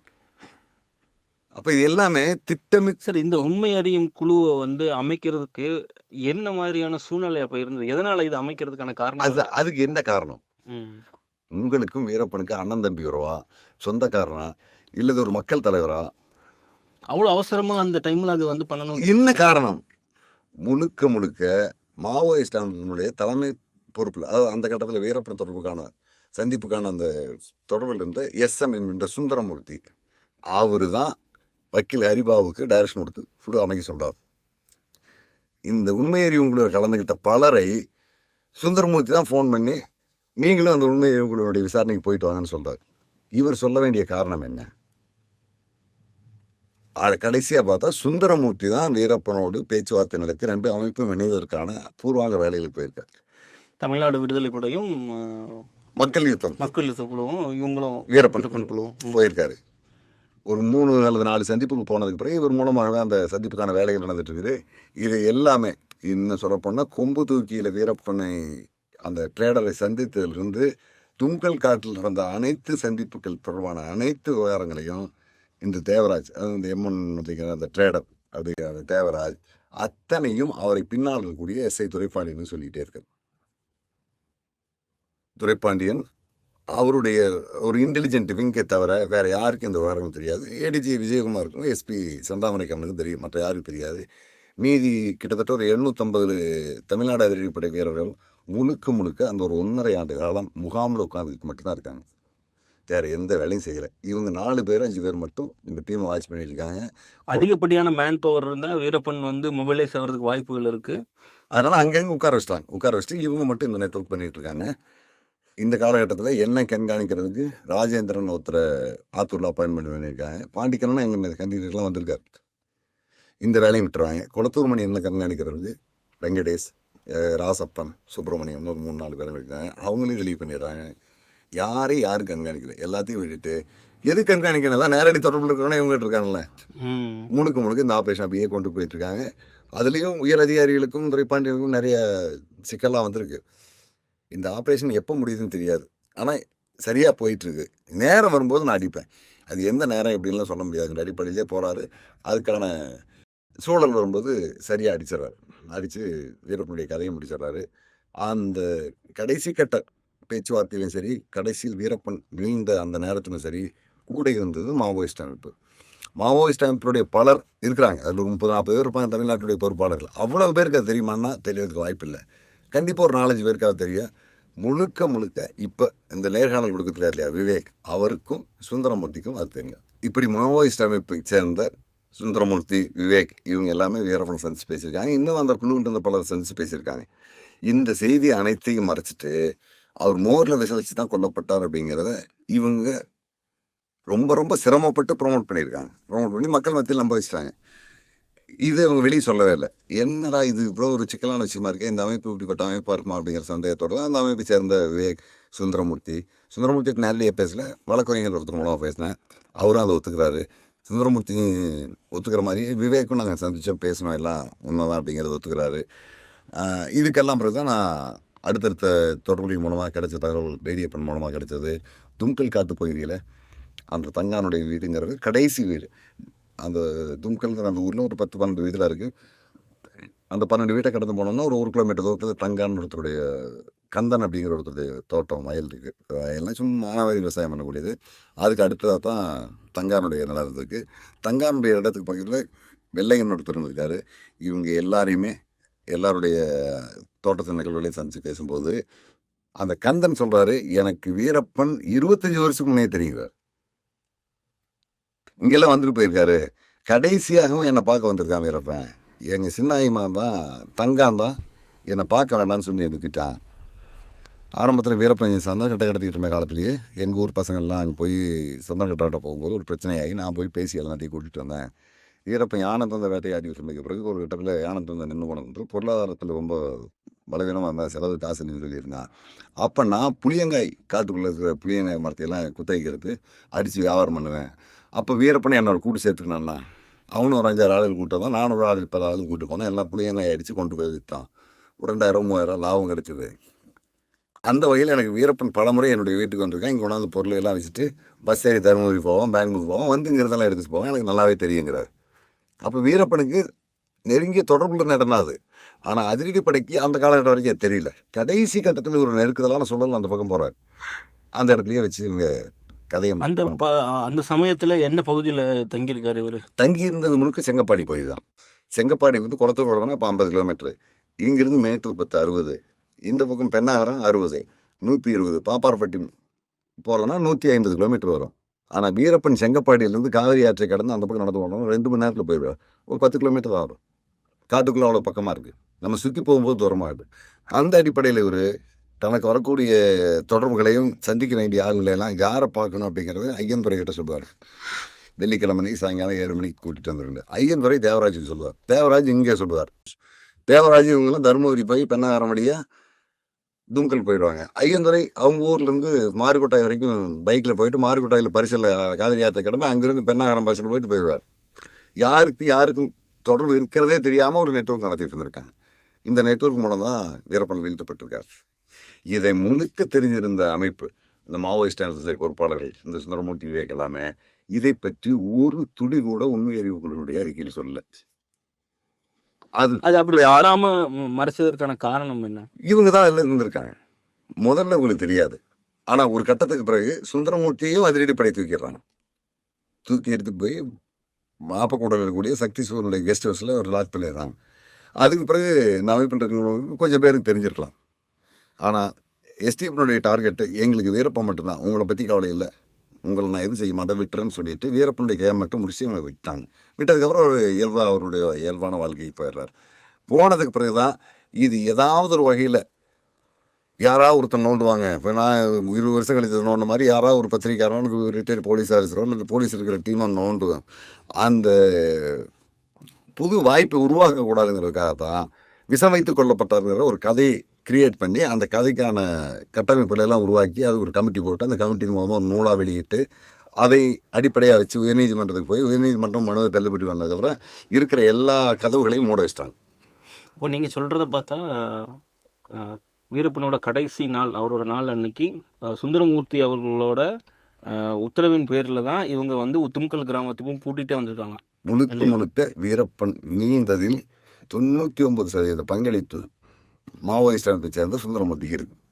அவர் இல்லாமல் வீரப்பன் அங்கே வீழ்றதுக்கு வாய்ப்பே இல்லை. அதுதான் நடந்திருக்கு. அது இல்லாமல் இன்னொரு சிக்கல் என்ன பார்த்தீங்கன்னா, வீரப்பன் கடைசி வரைக்குமே எஸ்எல்ஆர் துப்பாக்கி தான் வச்சிருந்தார். அவரிடமிருந்து கைப்பற்றப்பட்ட துப்பாக்கிகள் அப்படிங்கிற அந்த பட்டியலில் இப்போ AK-47 துப்பாக்கிகள் இருந்து கோவையில் இருக்கக்கூடிய போலீஸ் மியூசியத்தில் இருக்கு. அந்த AK-47 துப்பாக்கிகள் ரெண்டுமே சுந்தரமூர்த்தி மூலமாக அதிரடிப்படை தான் உள்நினைத்திருக்கு. அதுவும் காவல்துறையில் இருக்கிறவங்க சொல்கிறாங்க. அந்த டீமில் இருந்து அந்த துப்பாக்கிகளை வாங்கி கொடுத்தவங்க எப்படியெல்லாம் இருந்தாங்க சொல்கிறாங்க. ஏன்னா வெளிப்படையாக சிலருடைய பேரை நம்ம சொல்ல முடியாது. அதனால் அதை சொல்ல தவிர்த்து நான் வச்சுருக்கேன். இவங்க தான் கொடுத்துருக்காங்க. இந்த துப்பாக்கி தங்கானுடைய வீட்டில் கொண்டு போய் கொடுக்க போனதையும் தங்கானுடைய ஒன்றுவிட்ட அண்ணன் மகன் கணேசன் ஒருத்தருக்கார், அவர் பார்த்துருக்கார். இது எல்லாமே நான் விசாரித்து தான் நான் சொல்கிறேன். இன்னும் யார் நான் எழுதியிருக்க அந்த வீரப்பன் வாழ்ந்தது வீழ்ந்த நூலில் முழுமையாக யார் பார்த்தோம், யார் என்ன சொன்னாங்க என்னங்கிறது எல்லாமே தெளிவாக கொடுத்துருக்கேன். இது எல்லாம் மூடி மறைச்சிட்டு கிட்டத்தட்ட ஒரு 17 வருஷங்களாக சைலண்டாக இருந்துட்டு அதுக்கு பிறகு நான் இந்த புத்தகம் எழுதினதுக்கு பிறகு மீண்டும் 3 வருஷம் இந்த அமைப்பு சத்தம் இல்லாமல் பேசாமல் இருக்கு. அதுக்கு பிறகு இப்போ எனக்கு எதிராக ஒரு டீம் சென்னையில் வேலை செஞ்சுட்டு இருக்கு. அதாவது நான் சொல்ல போனால் நான் பணியாற்றிய நிறுவனத்தினுடைய ஆசிரியர் தான். அவர் தான் எனக்கு எந்த வகையிலையாவது என்னை யாராவது பேசி என்னை டேமேஜ் பண்ணாங்கன்னா அவங்களுக்கான பின்புல வசதிகள் எல்லாம் செஞ்சு கொடுத்துருக்க வேலையை செஞ்சுட்ருக்கார். வீரப்பனை பற்றி யாரெல்லாம் பேசுகிறாங்களோ அவங்களுக்கெல்லாம் டிப்ஸ் கொடுத்து நீங்கள் இதெல்லாம் பேசுங்க, என்னை பற்றி பேசுங்க, என்னை பற்றி திட்டுங்க, மேலே இவெல்லாம் இப்படி வாக்குமூலம் கொடுத்தா இவன் இப்படியெல்லாம் செஞ்சேன் அப்படிங்கிறதான் செய்யுங்கிறதுக்கான கட்டமைப்பில் ரூபாய் கொடுத்துருக்கார்.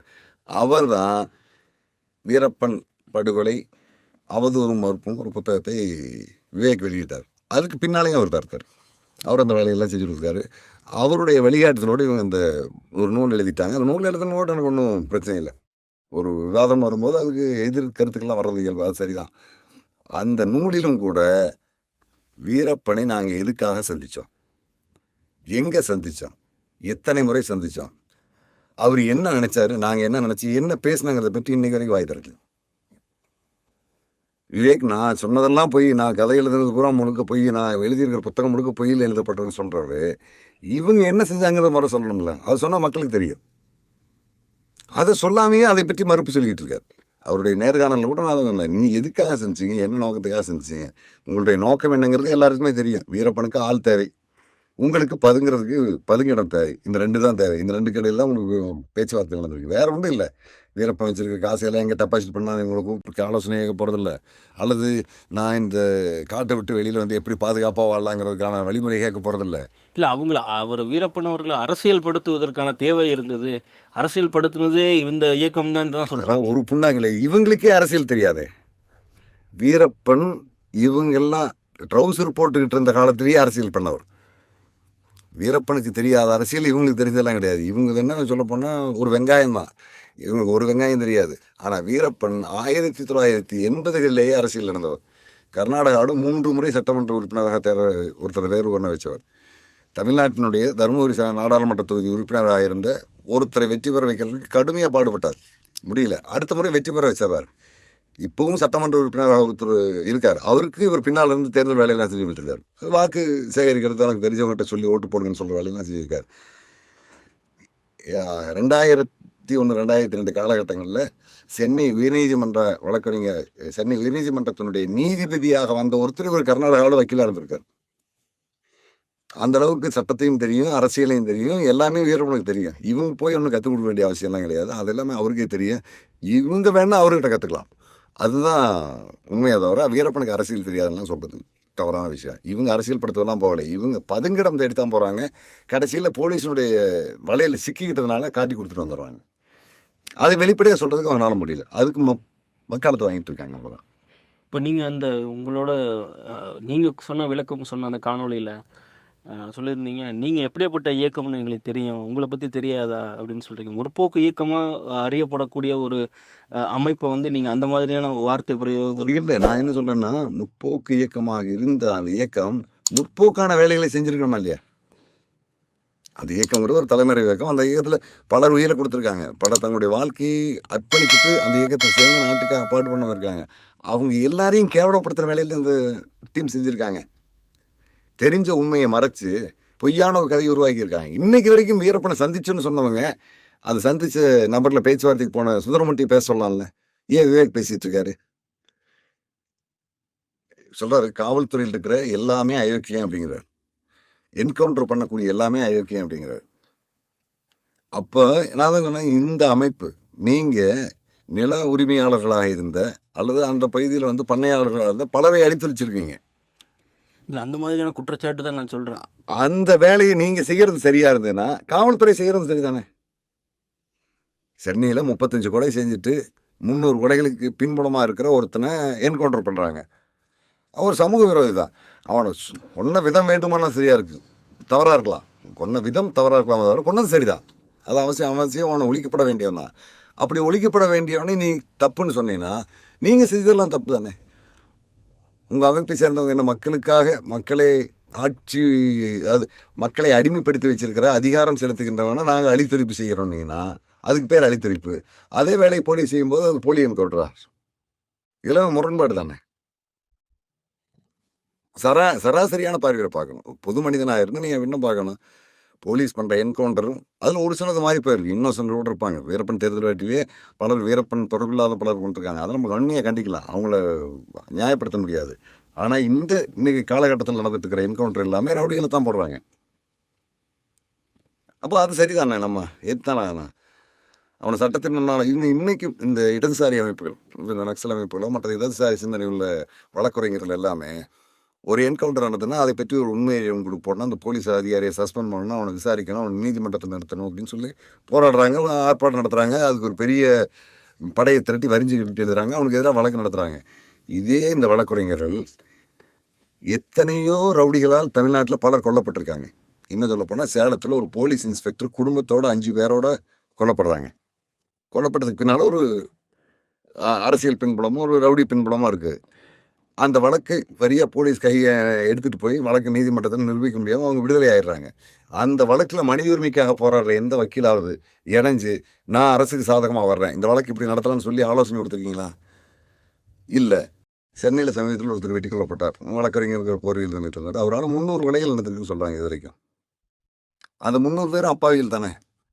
ஒரு 10 பேர் 15 பேர் ரவுடியாக இருக்கலாம், மீது ஒரு 200 பேராவது அப்பாவிகள் இருப்பாங்க. அந்த அப்பாவிகளுக்காக இந்த வக்கீல் யாராவது போயிருக்காங்களா? அரசுக்கு சாதகமாக நாங்கள் வரேன்னு சொல்லி வழக்கேற்று நடத்தியிருக்காங்களா? இல்லை. போலீஸ் அவங்களுக்கு இருக்கிற நெருக்கடி நிலை. ஏன்னா அடிப்படையில் என்ன ஒரு பெரிய சிக்கல் பார்த்தீங்கன்னா, தமிழ்நாடு காவல்துறையினுடைய அந்த அடிப்படை கட்டமைப்புலேயே ஒரு பெரிய சிக்கல் இருக்குது.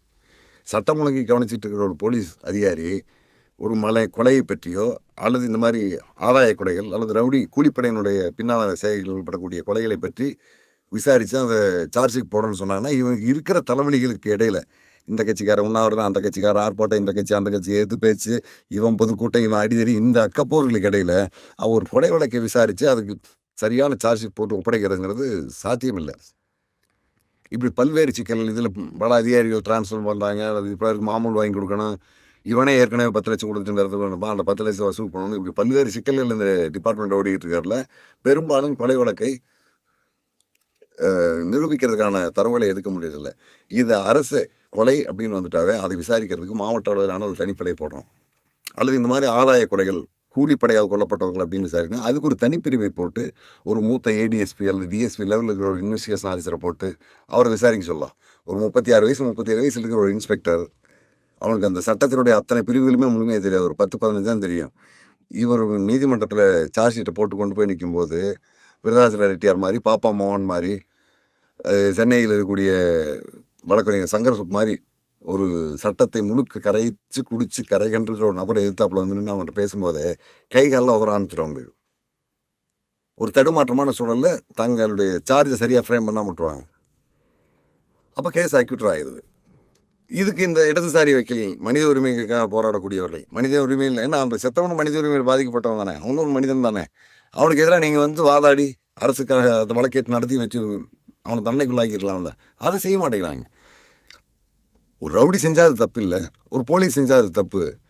ரவுடியும் ஊருக்குள்ளே 10 பேர் முன்னால் வச்சு தான் இன்னொருத்தனை வெட்டுறான், ஒரு அப்பாவி வெட்டி ஒரு சொத்துக்காக கொலை பண்ணுறான். அந்த கொலைக்கு நீங்கள் வந்து ஒரு 10 வக்கீல் நாங்கள் அரசுக்கு சாதகமாக வரலாம், இவனை விடக்கூடாது, இந்த ரவுடி உள்ளே போட்டாருங்கிற மாதிரி வந்து நின்னீங்கன்னா அரசும் உங்களை வரவேற்கும், நீங்களும் ஒரு சமூக அக்கறை உள்ளவன்னு சொல்லலாம்.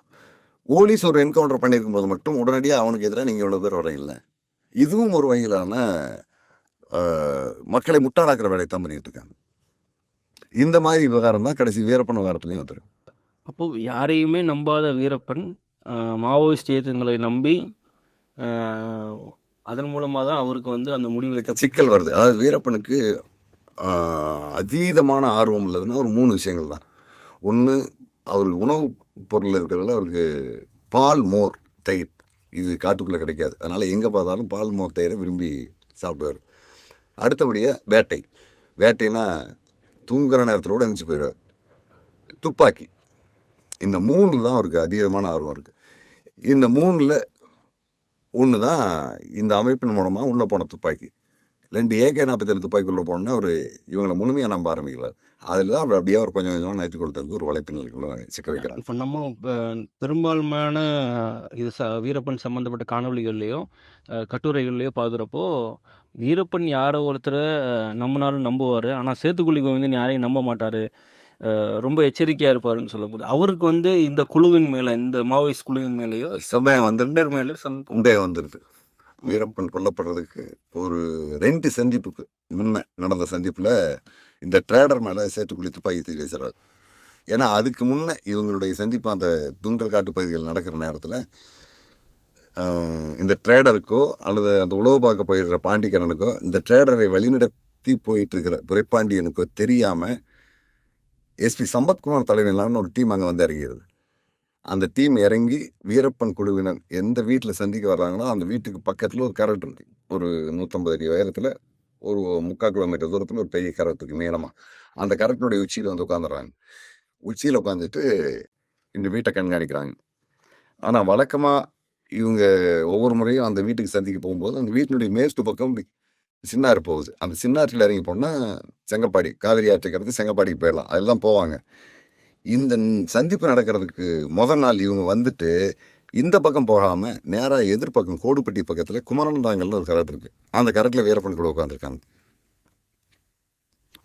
சேத்துக்குழி கோவிந்தனுக்கு இருக்கிற ஒரு சந்தேகத்தின் அடிப்படையில் இன்றைக்கி நம்ம போக வேணாம், இங்கேயே இருப்போங்கிறாங்க. அங்கே அவங்க மேலே உட்காந்துடுறாங்க. உட்காந்துருந்த நேரத்தில் இந்த டீம் போகுது. அது இந்த ட்ரேடர் சுந்தரமூர்த்தி இவங்க டீம், அதை கண்காணிக்க போன உளவு பிரிவு டீம் எல்லாமே அந்த வீட்டுக்கு போயிடுறாங்க. ஆனால் அவங்க வரல அன்னைக்கு.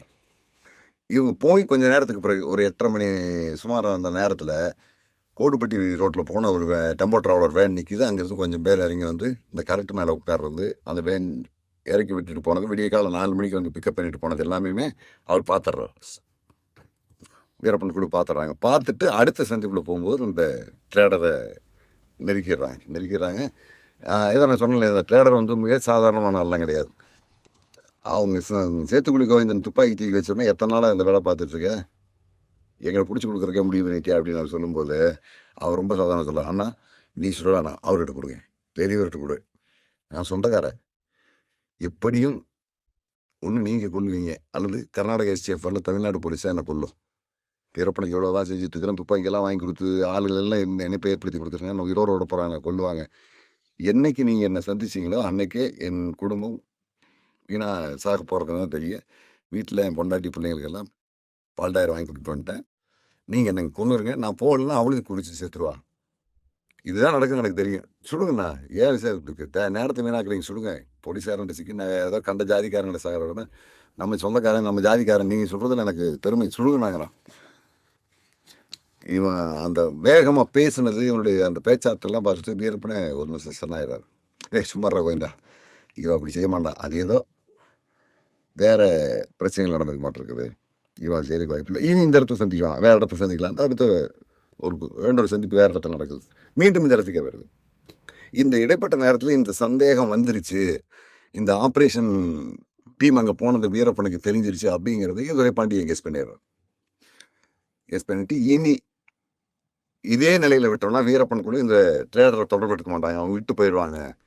அதுக்கு இடையில இந்த போலீஸ் டீம் ஒன்று போயிட்டு இருந்தது இல்லையா, இது வழக்கமான சோதனை தான் அப்படிங்கிறத ப்ரூவ் பண்ணணும்னா இன்னொரு ஆப்ரேஷன் ஸ்டார்ட் பண்ணணும்னு சொல்றாரு விஜயகுமார்கிட்ட. விஜயகுமார் என்னங்கிறார், ஒன்றும் இல்லை, இன்னைக்கு சாயங்காலம் ரேடியோ நியூஸில் சிறுமுகை காட்டு பகுதியில் வனத்துறை அதிகாரிகள் கொடுத்த தகவலின் அடிப்படையில் வீரப்பன் தேர்தலுக்காக ஒரு டீம் உள்ளே போயிருக்கு அப்படின்னு ஒரு செய்தி வரட்டும் அப்படின்னா, அதே மாதிரி அங்கே ஒரு டீம் ஆப்ரேஷனுக்கு போகுது, செய்தி வந்துடும். மறுநாள் கோடுப்பட்டி காட்டு பகுதியில் அங்கிருந்து ஒகேனக்கல் வரைக்கும் இங்கே இருக்கிற பழங்குடி மக்கள் வீரப்பன் நடமாட்டம் இருக்கிறதா சொன்னதா சொல்லி ஒரு தகவல் வந்து அந்த அடிப்படையில் இங்கே ஒரு ஆப்ரேஷன் போட்டு, அதே மாதிரி அவருடைய தம்பி பொன் ஆறுமுகம் தலைமையில் ஏஞ்சல் டி ஒரு 25 பேர் அந்த காட்டுக்குள்ள ஒரு ஆப்ரேஷன் போகிறாங்க. அப்போ வீரப்பன் சேத்துக்குள்ளே எல்லாருக்குமே ஒரு சின்ன சேஞ்ச் வந்துடுது. இது அங்கேயும் நடக்குது இங்கேயும் நடக்குது, ஏதாவது எவனோ சொன்ன தகவல் அடிப்படையில் போகுது, இது நம்மால் சொன்னதல்ல, நம்மளால் ஃபாலோ பண்ணி போலீஸ் வரலைங்கிற ஒரு நம்பிக்கைக்கு வர்றாங்க. இதுதான் கடைசி ஆயுதம், இனி அடுத்தடுத்த சந்திப்பு நம்ம அந்த கேம் முடிக்கணும்னு பிளான் பண்ணுறாங்க. அதே மாதிரி முடிச்சிடறாங்க. ஏன்னா அந்த சந்தேகம் உருவாயிடுச்சு, இது ரொம்ப நாளைக்கு நம்ம வந்து நம்பிக்கை தன்மையை கொண்டு வர முடியாது.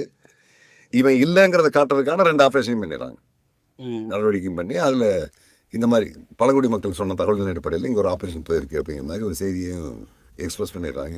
அது செய்தி தான் வந்துடுது, அரசு கொடுக்குற செய்தி தானே பத்திரிகையிலையும் மற்ற தொலைக்காட்சி வானொலி எல்லாத்துலேயும் வந்துடுது. இந்த அடிப்படையில் அந்த சந்தேகத்தை கொஞ்சம் தள்ளி போட வச்சு கேம் முடிச்சிருக்காங்க. இது எல்லாமே நான் எழுதியிருக்கேன், நூலில் எழுதியிருக்கேன். ஆனால் அதையெல்லாம் பற்றி எந்த ஆய்வு நடத்தாமல், அதை பற்றி இது சரியாக இருக்குமா இல்லைங்கிறதெல்லாம் பற்றி பேசாமல் யோசிக்காமல் நான் என்ன செஞ்சேங்கிறதை பற்றி இந்த டீம் இது வரைக்கும் மக்கள் யுத்த குழு அந்த இப்போ இருக்கிற மாவோயிஸ்ட் அமைப்பு இந்த சுந்தரமூர்த்தி எஸ் விவேக் குழுவினர் எதையுமே பேசாமல், அவங்க என்ன பண்ணாங்கிறத பற்றி பேசாமல் நான் சொன்னது மட்டும் போய் அப்படிங்கிறத மட்டும் பேசிகிட்டு இருக்காங்களே தவிர அவங்க என்ன செஞ்சாங்கிறத பேசலாம். அவர் சொன்னாங்கன்னா மக்கள் புரிஞ்சுக்குவாங்க. உங்களுடைய சந்திப்பு வேடியப்பனுடைய ஸ்டேட்மெண்ட் அதுனா மார்ச் மாதத்தில் தொடங்கியிருக்கு. ஆகஸ்ட் மாதம் 4ஆம் தேதி வேடியப்பனுடைய தொடர்பு முடிஞ்சது. மார்ச், ஏப்ரல், மே, ஜூன், ஜூலை, ஆகஸ்ட், கிட்டத்தட்ட 6 மாதம் வேடியப்பனோட தொடர்பு இருக்குது. ஆகஸ்ட்டுக்கு பிறகும் அந்த இடத்துக்கு போயிட்டு வந்துட்டு இருக்காங்க சுந்தரமூர்த்தி செஞ்சு. அதுக்கு பிறகுதான் அந்த ஆயுதங்கள் உள்ள போனதெல்லாம் தான் நடந்தது. இவங்க எல்லாத்தையும் வீரப்பன் குழுக்கு அறிமுகப்படுத்துகிறவர் புலவர் கலிபெறுவாங்க. அவர் ஒரு லிங்க் ஏற்படுத்தி கொடுக்குறாரு. அந்த லிங்க் நோக்கம் என்னவா இருந்திருக்கு அப்படின்னா வீரப்பன் குழுவுக்கு கூடுதல் பலம் சேர்க்கணுன்றது மட்டும்தான். பலம் சேர்க்கணும், மக்கள் யுத்த குழுவுக்கு ஒரு தளம் அமைச்சு கொடுக்கணும். அந்த தளத்தை மேற்கு தொடர்ச்சி மலையில் வீரப்பனோட சேர்த்து அமைச்சு கொடுத்தா அது பலமானதாக இருக்கும் அப்படின்னு நினைக்கிறாங்க. இது தெரிஞ்சே தான் போலீஸ் மலையில் அனுமதிக்குது. எந்த இடத்துல நம்ம டார்கெட் பண்ணி எந்த இடத்துல எந்த செங்கல்ல விழுவணும் அப்படிங்கிறத அவங்க திட்டமிட்டு தான் போடுறாங்க. அந்த திட்டத்தின்படி கரெக்டாக ஒரு ஸ்லீப்பர் செல்லை மட்டும் தூக்கி ஆப்ரேஷன் முடிச்சிடுறாங்க. இதன் மூலம் இவங்க சிலர் சுந்தரமூர்த்தி முதல்ல வந்து நான் சுந்தரமூர்த்திக்கு மட்டும் தான் அதில் தொடர்பு இருக்கு அப்படின்னு நினைச்சிருக்கேன். இப்போ விவேக் வக்காலத்தை வாங்குறத பார்த்தா இவருக்கும் உண்மை தெரிஞ்சிருக்கு. அன்னைக்கே தெரிஞ்சிருக்கலாம் அல்லது பின்னாளில் தெரிஞ்சிருக்கலாம், ஆனால் தெரியாமல் இருக்கிறதுலாம் வாய்ப்பு இல்லை, கண்டிப்பாக தெரிஞ்சிருக்கும். இன்னைக்கு இப்போ அந்த சுந்தரமூர்த்தின்றவர் என்ன பண்ணிட்டு இருக்காரு? இப்போ அவர் மேலே வேற ரயில் பாதையில் குண்டு வச்சதாக போடப்பட்ட ஒரு வழக்கில் ஆயுள் தண்டனை விதிக்கப்படுது. ஆயுள் தண்டனை ஏற்று சுப்ரீம் கோர்ட்டுக்கு போகிறாரு. சுப்ரீம் கோர்ட்டில் வழக்கு நடத்தி அந்த ஆயுள் தண்டனை விடுதலை ஆகிட்டாரு. இப்போ தருமபுரி மாவட்டத்தில் செயல்பட்டு இருக்காரு. அது இவங்க என்ன ஒரு முறை போலீஸில் கைதாயிட்டாங்கன்னா அமைப்பிலேருந்து வெளியில் வந்துட்டோம்பாங்க. அமைப்பினுடைய வேலையை தான் செஞ்சுட்டு இருப்பாங்க, ஆனால் வெளிப்படையாக வந்துடுவாங்க, தலைமறைவுக்கு போக மாட்டாங்க. அதுக்கு பிறகு பொண்ணு பெருசாக தலைமறைவு அமைப்புலாம் இங்கே இருக்கிற மாதிரி தெரியல. வெளிப்படையாக எங்கிட்ட ஆள் தான் கெட்ட பஞ்சாயத்து. இதை பற்றி பேச ஆரம்பித்தோம். இது ரொம்ப பரவலாக ஊடகங்களில் பரவ ஆரம்பித்ததுக்கப்புறம் இடதுசாரி இயக்கங்கள்ல இருந்தோ இல்லை அந்த மக்கள் யுத்த குழுவில் இருந்தவங்களோ வேறு யாரும் உங்களுக்கு அணுகி இதை பற்றின ஏதாவது இதை ஏன் நீங்கள் பேசுகிறீங்க, இப்போ இது பேச வேண்டிய அவசியம் இருக்குது, அந்த மாதிரி ஏதாவது பேசியிருக்காங்களா உங்கள்கிட்ட? மிகச்சரியாக இந்த அயோக்கியனை நீங்கள் வெளிப்படையாக தோல்விச்சு காட்டிருக்கீங்கன்னு சொல்கிறாங்க. அந்த அமைப்பில் ஏற்கனவே பொறுப்பில் இருந்தவங்க, இதுக்கு பின்னால் பொறுப்பில் இருந்தவங்க, இந்த அமைப்பு மக்களுக்கான ஒரு வழிகாட்டுதலாக பெரிய அளவில் நாட்டில் ஒரு புரட்சி ஏற்படுத்தக்கூடிய அமைப்பாக இருக்குங்கிற எண்ணத்தில் உள்ளே போயிட்டு கடைசியில் ஒன்றும் இல்லாமல் ஒரு பைத்தியக்காரங்களோட நம்ம சுற்றுறாங்க மாதிரி ஒரு மனநிலையில் இருக்கிறாங்க இல்லையா, அவங்க எல்லாமே இந்த நபர் இதெல்லாம் செஞ்சுருப்பான் அப்படிங்கிறது 100% சுப்புதில் ஒத்துக்கிறாங்க. அப்போ அந்த இடதுசாரி இயக்கங்களுக்கு இவர் மேலே ஒரு பெரிய ஒரு அதிருப்தி இருந்துட்டு இருக்கு. அந்த அதிருப்தி பல வகையில் அவருக்கு நெருத்தல் கொடுத்துருக்கு. என்ன நடந்ததுங்கிற அந்த கேள்விக்கு ஒரு பதில் சொல்ல வேண்டிய சூழல் தான் இந்த நூலும் வெளியிட்டிருக்காங்க. அந்த நூலை படிச்சுக்கிறது பார்த்தீங்கன்னா இதில் ஒரு தெளிவே இருக்காது. எந்த தெளிவுமே இருக்காது. என்ன சொல்ல போனால் இடதுசாரி அமைப்பை சேர்ந்தவங்க வெளியிடுற சுண்டறிக்கை கூட நம்ம முழுமையாக படிக்க முடியாது. அந்த மாதிரி தான் அது இருக்கு. இந்த நூலும் அந்த அடிப்படையில் தான் இருக்குது. எந்த கருமமே புரியாது. அப்படி ஒரு புத்தகத்தை அடித்து வெளியிட்டு இருக்காங்க.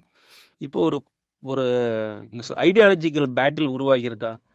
இப்போ திராவிடியன் ஐடியாலஜி ஃபாலோ பண்ணுறவங்களுக்கும் கம்யூனிஸ்ட் ஐடியாலஜி ஃபாலோ பண்ணுறவங்களுக்கும் ஒரு பேட்டில் இருக்கா இப்போ இந்த டைமில்? ஏன்னா ரெண்டு அமைப்புகளுமே ஒன்று சேர்ந்து செயல்பட்ட ஒரு அமைப்பாக தான் நம்ம பார்க்குறோம் பல்வேறு பிரச்சனைகளில் போராட்டங்களில். இப்போ இந்த வீரப்பன் சார்ந்த சம்பவத்தில் நீங்கள் சொல்லக்கூடிய விஷயங்கள் மூலிமா ஒரு பிரிவு ஏற்படுறதுக்கு வாய்ப்புகள் இருக்குது.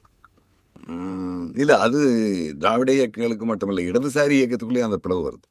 அந்த பிளவு வருது, அந்த அமைப்புக்குள்ளேயே அந்த பிளவு வந்துட்டு இருக்கு. மாவோயிஸ்ட் என்பது சொல்லக்கூடிய அந்த அமைப்புலேயே இதை பற்றி விவாதங்கள் நடந்துகிட்டு இருக்குது. அதை பற்றி பல விசாரணைகள் நடந்துட்டு இருக்கு. என்கிட்ட கூட சிலர் கேட்டாங்க, நீங்கள் இவங்களெல்லாம் விசாரிங்கன்னு நான் சொன்னேன். இந்த நபர்கள்லாம் நீங்கள் விசாரிச்சிங்கன்னா உண்மை எனக்கு தெரியும். நான் அது பேசணுங்கிற அவசியமே கிடையாது. காவல்துறையில் இருந்தவங்க யார், சுந்தரமூர்த்தி ஆப்பக்கூடல் கெஸ்ட் ஹவுஸில் லாக் பண்ணியிருந்தப்போ அங்கே பொறுப்பில் இருந்த ஆளு யார், இவங்களெல்லாம் விசாரிச்சிங்கனாவே சுந்தரமூர்த்தி எங்கே எத்தனை நாள் லாக் பண்ணி வச்சுருந்தாங்க என்னங்கிறதெல்லாம் தெரியும். நீ அதை விசாரிச்சு பாருங்கன்னா அவங்களுக்குள்ளே ஒரு அது என்னதான் இருந்தாலுமே தன்னுடைய கொள்கையில் உறுதியாக இருக்கிறவங்க சில தானே செய்வாங்க. அவங்க அதை பற்றி ஒரு ஆய்வுக்கு எடுத்துகிட்டு இருக்காங்க. அந்த விசாரணை போயிட்டுருக்கு. அது ஏதோ ஒரு கட்டத்தில் வெளிப்படும். ஏன்னா காலம் கடந்து போனதுனால இந்த தொடர்புடைய பலர் அந்த எல்லையை விட்டு போயிருப்பாங்க. அவங்களை திரும்ப கண்டுபிடிக்கிறது சிரமம். அது கொஞ்சம் கூடுதல் நேரம் எடுக்கும். இருந்தாலும் இந்த அமைப்பை சுந்தரமூர்த்தி தான் இந்த வேலையை செஞ்சாருன்னா அவர் மேலே நடவடிக்கை எடுக்கிற காலம் கட்டாயம் வரும். இப்போ அதுதான் நான் அடுத்த கேள்வியாக உங்ககிட்ட வைக்கலான்னு இருந்தேன்.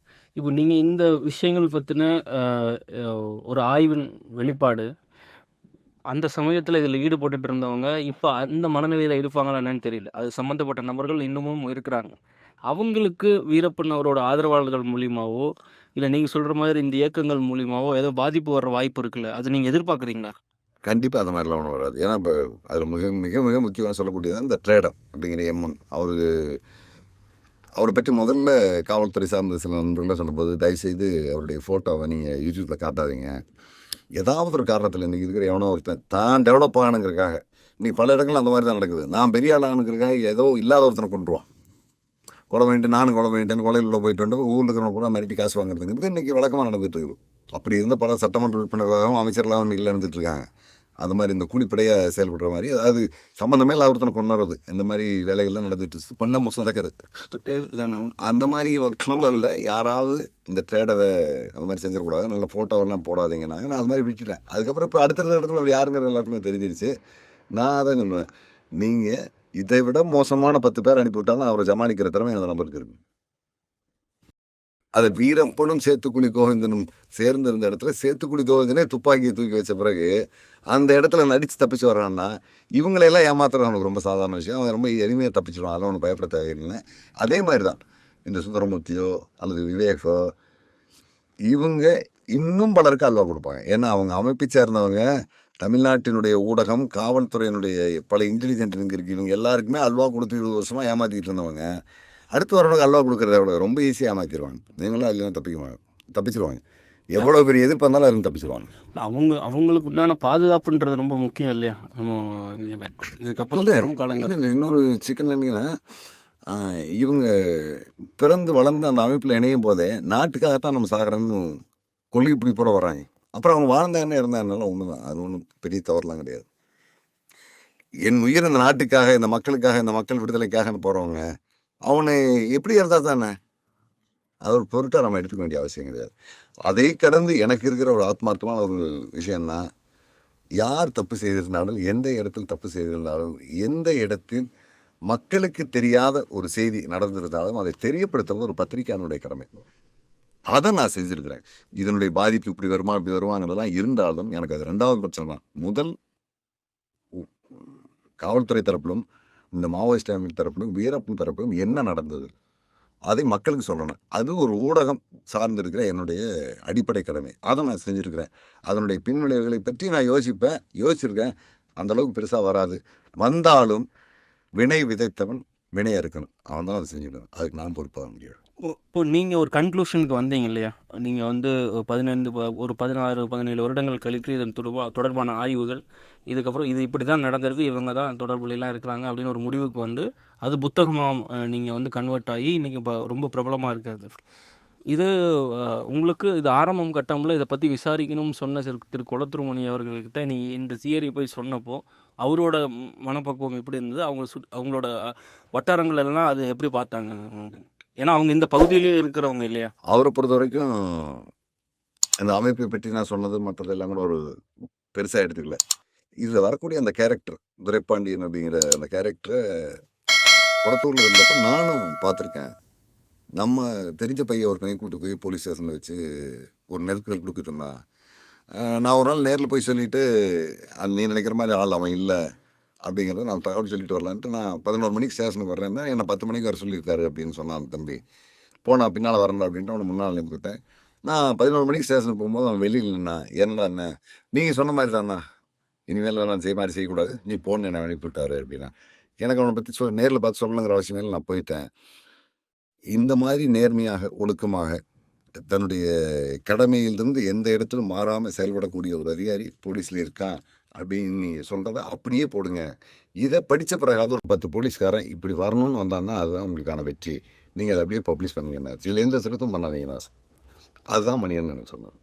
இப்போ நீங்கள் காவலர் துரைப்பாண்டியன் அவர்களை பற்றி நிறையா பேசுகிறப்போ அவர் சிங்கம்புணரியில் அவர் சொந்த ஊர், அந்த ஊர் மக்களோட சுபாவங்கள் எப்படி இருக்கும், அங்கே இருக்கக்கூடிய மக்களோட அந்த நம்பிக்கை தன்மை எந்த அளவுக்கு, இந்த மாதிரியான ஆய்வுகளுக்கெல்லாம் இப்போது ஒரு உங்களோட தியரி என்னென்னா வீரப்பன் எப்படி இறந்தார், அவரோட வாழ்ந்ததும் வீழ்ந்ததும் அந்த பகுதியை நோக்கி தான் இருக்குது. இப்போ துரைப்பாண்டியன் இப்படிப்பட்டவர் அப்படின்றப்போ அவருக்கு பின்னாடி இருக்கக்கூடிய அவரோட சொந்த மண்ணாக இருக்கட்டும், அவரோட தொழில் குருவாக இருக்கக்கூடியவர்கள், அவர்கள் தொழில் கற்றுக் கொடுத்தவங்க, இந்த மாதிரியான டீட்டெயிலிங்களுக்குள்ள போகிறதுக்கு காரணம் என்ன? உங்களுக்கு அந்த மாதிரியான ஆர்வம் எப்படி வருது? ஏன்னா இந்த மனிதரை பற்றி இப்போ துரைப்பாண்டியன் அப்படிங்கிற ஒருத்தர் வந்து குளத்தூர் பகுதியில் சர்வீஸ் பண்ணாருங்கிறது இங்கே இருக்கிறவங்கள விசாரிக்கும் போது தெரியுது. சேலத்தில் சர்வீஸ் பண்ணாருங்கிறது அங்கே இருக்கும்போது விசாரிக்கும் போது தெரியுது.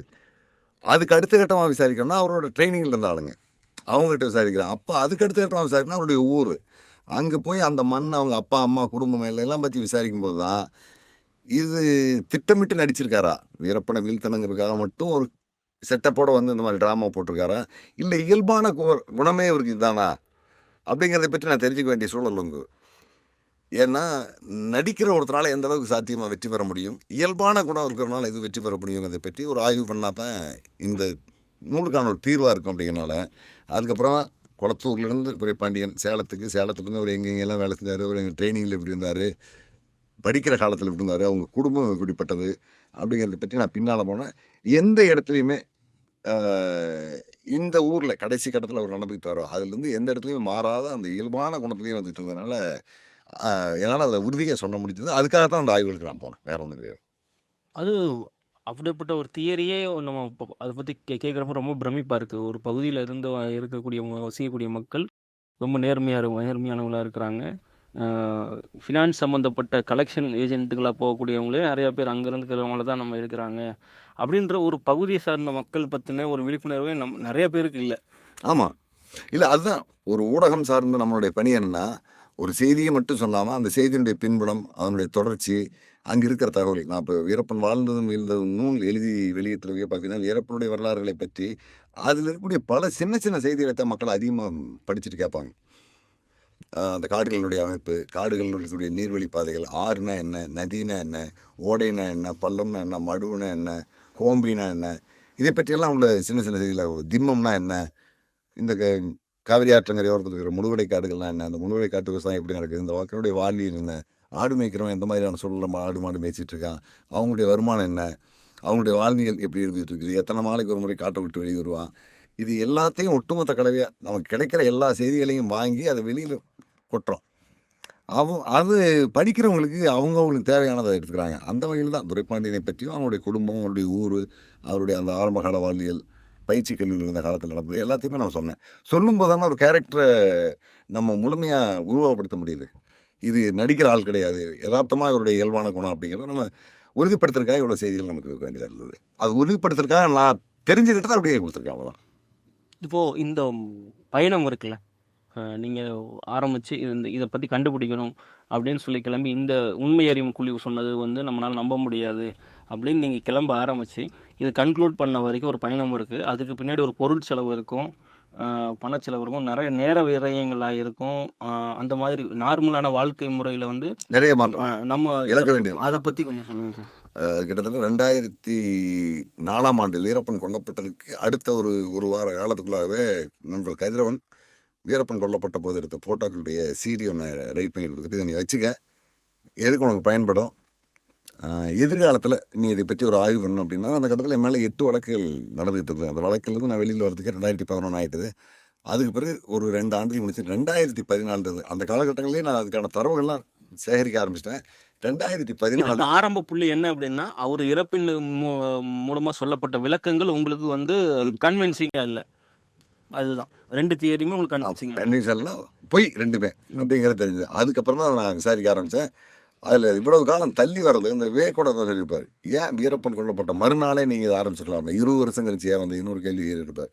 அதில் அடிப்படையான ஒரு சிக்கல் என்ன, காவல்துறையில் அந்த காலகட்டங்களில் அதிரடிப்படையில் இருந்த அவ்வளவு காவல்துறை அதிகாரிகளுமே நான் வீரப்பனோட தொடர்ந்து நெருக்கத்திருந்தனால என்னை வீரப்பனுடைய ஆளாக தான் பார்த்தாங்க. அதுவும் நான் பணியாற்ற பத்திரிக்கை ஒரு தராதரமே இல்லாமல் எல்லாரையும் கண்ணாப்பண்ணு எழுதக்கூடியது. அதனால் என்னையும் அந்த லிஸ்ட்டில் தான் வச்சுருந்தாங்க. அதிலிருந்து கொஞ்சம் கொஞ்சமாக நான் அவங்களோட தனிப்பட்ட பழக்கத்தை ஏற்படுத்தி அவங்களுக்கும் மற்றவங்களுக்கு இருக்கிற அந்த பிரச்சனைகளை பற்றிலாம் தெரிஞ்சுக்கிட்டு நான் யார், என்னுடைய கேரக்டர் என்ன, நான் எப்படியெல்லாம் அந்த வேலைகளை செஞ்சுட்டு. அந்த இடம் தான் நான் வந்து உங்கள்கிட்ட பர்டிகுலராக கேட்கணும்னு நினச்சது. காவல்துறை இப்போ நீங்கள் சொன்ன மாதிரி நீங்கள் இப்போ பணியாற்றின அந்த நிறுவனம் வந்து காவல்துறையே நிதமும் வசைப்பாடக்கூடிய ஒரு நிறுவனம். அப்படி இருக்கக்கூடிய ஒரு இடத்துல இருந்து உங்கள் மேலே காவல்துறைக்கு இந்த மாதிரியான தரவுகள் கொடுக்கறதுக்கு நம்பிக்கை கிரியேட் ஆனது. அந்த நம்பிக்கை கிரியேட் ஆகிறதுக்கு பல ஆண்டுகள் நான் தள்ளி போயிருக்கேன். இன்னும் சொல்ல போனால் கருப்புசாமி அப்படின்னு ஒரு எஸ்பி, அவர் 2000 எனக்கு தெரியும்.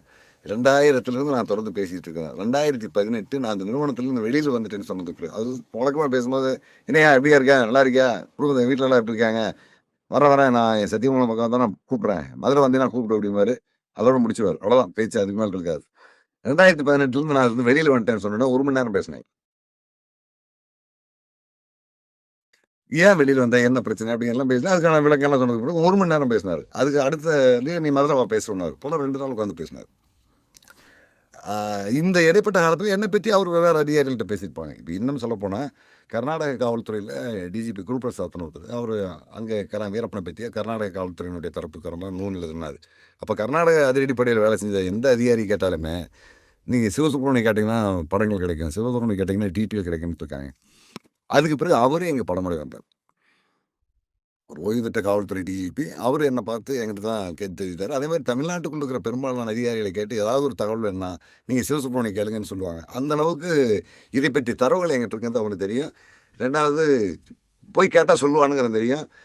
அதுக்கு தள்ளி போட்டுக்கிட்டு அல்லது அவங்கள தேவையில்லாமல் வீணடிச்சு நான் ஒரு பெரிய ஆளுங்க மாதிரி காட்டிக்கிட்டு நேரத்தை வீணடிக்காமல் போனால் ஒன்றே செஞ்சு கொடுப்பான் அப்படிங்கிற அந்த நம்பிக்கை இருக்குது. அந்த அடிப்படையில் எங்கிட்ட எல்லாமே அப்ரோச் பண்ணாங்க. அதே மாதிரி நான் சந்திக்க முயற்சி பண்ண பல அதிகாரிகளும் ஒரு கட்டம் வரைக்கும் அவங்க கொஞ்சம் முரண்டு பிடிச்சாலும் அதுக்கப்புறம் யதார்த்தமாக உண்மையில் எல்லாமே பேச ஆரம்பித்தாங்க. ஒரு காவல்துறையினாவே மக்களை வதைக்கக்கூடியவங்க அப்படின்ற மனநிலை உங்களுக்கு தோணுச்சாங்க? இல்லை, இன்னைக்கு இருக்குது. இன்னைக்கு அதில் அந்த மாதிரி சில அதிகாரிகள் இருக்காங்க. சிலர் வந்து காவல்துறையில் மக்களுக்கு பணி செய்கிறதா என்னுடைய நோக்கம்னு இருக்கிறவங்க இருக்காங்க, சம்பாதிக்கிறதா என்னுடைய நோக்கம்னு இருக்காங்க, அதிகாரத்தை காட்டுறது, அடுத்தவனை அடிமைப்படுத்துறது அதுதான் என்னுடைய நோக்கம்னு இருக்காங்க. இதில் வெவ்வேறு வெரைட்டி இருக்குது. அந்த ஒவ்வொருத்தரையும் நம்ம அணுகிற முறை வேறு மாதிரி இருக்கும். இவருடைய நோக்கம் என்னவோ அதுக்கு தக்கபடி நம்ம ஒரு அணுகணும், அவ்வளோதான். அந்த யூனிஃபார்ம் இருக்கிற அவ்வளோ பேரையும் நம்ம மோசமானு சொல்ல முடியாது, அவ்வளோ பேரையும் நேர்மையானு சொல்ல முடியாது. பல்வேறு விதமான கேரக்டர் அந்த கட்டமைப்புக்குள்ளே இருக்குது. யாரை எப்படி அணுகணுமோ அந்த மாதிரி நான் அணுகுவேன். இதே விவகாரங்களில் சொல்லக்கூடியது என்ன, இதுவரைக்கும் சந்திச்சு பேசினவங்கள பேசுகிற 5வது நிமிஷத்துலேயே அவங்க பேசுகிறது உண்மையா பொய்யா அப்படின்னு தெரியும்.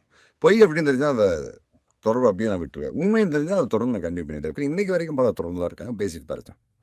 அப்போது அந்த வீரப்பன் அவர்களோட கடைசி நாளில் நடந்த அந்த சம்பவம் வந்து ஒரு 10-15 பேருக்கும் குறைவாக மட்டுமே தெரியப்பட்ட அந்த விஷயம் உங்களுக்கு இந்த ஆய்வின் மூலயமா தெரிய வர்றப்போ என்ன மாதிரியான மனநிலை இருந்தது? இதை வந்து நம்ம யார்கிட்ட போய் சொல்லணும் முதல்ல? ஊடகங்களுக்கு சொல்லணுமா, இல்லை புக்காக எழுதணுமா, இல்லை உங்களுக்கு வேறு யாராவது தெரிஞ்ச நபர்கள்கிட்ட இது முதல்ல சொல்லணும் அப்படின்ற மாதிரி பதில் போகக்கூடிய அந்த மனநிலை எப்படி இருந்துச்சா? யார்கிட்ட சொன்னீங்க? நான் இதுவே சொல்லப்போனேன்னா, நான் வீரப்பன் வரலாறுகள் தொடர்பான நூல் எழுத அந்த ஆரம்ப கட்டத்தில் போனதுலேருந்து ஒவ்வொரு கட்ட தகவல்களையுமே நான் எடுத்துட்டு வந்தோமே எங்கள் வீட்டில் வைக்க மாட்டேன். எனக்கு நண்பர் கதிரவன் ஒருத்தருக்கார் சேலத்தில் குமுதம் ரிப்போர்ட்டில் இருந்தார். முன்னே ஜூனியரோட இருந்தார். அப்புறம் இல்லை குமுதத்தில் இருந்தார். நேராக அவர்கிட்ட தான் கொண்டு போய் கொடுப்பேன். நான் 25 வருஷம் 26 வருஷத்துக்கு முன்னே கொடுத்தது கூட இன்னைக்கு வரைக்கும் அவர் திறந்து பார்க்க மாட்டார். வாங்கி அப்படியே வச்சுட்டார்.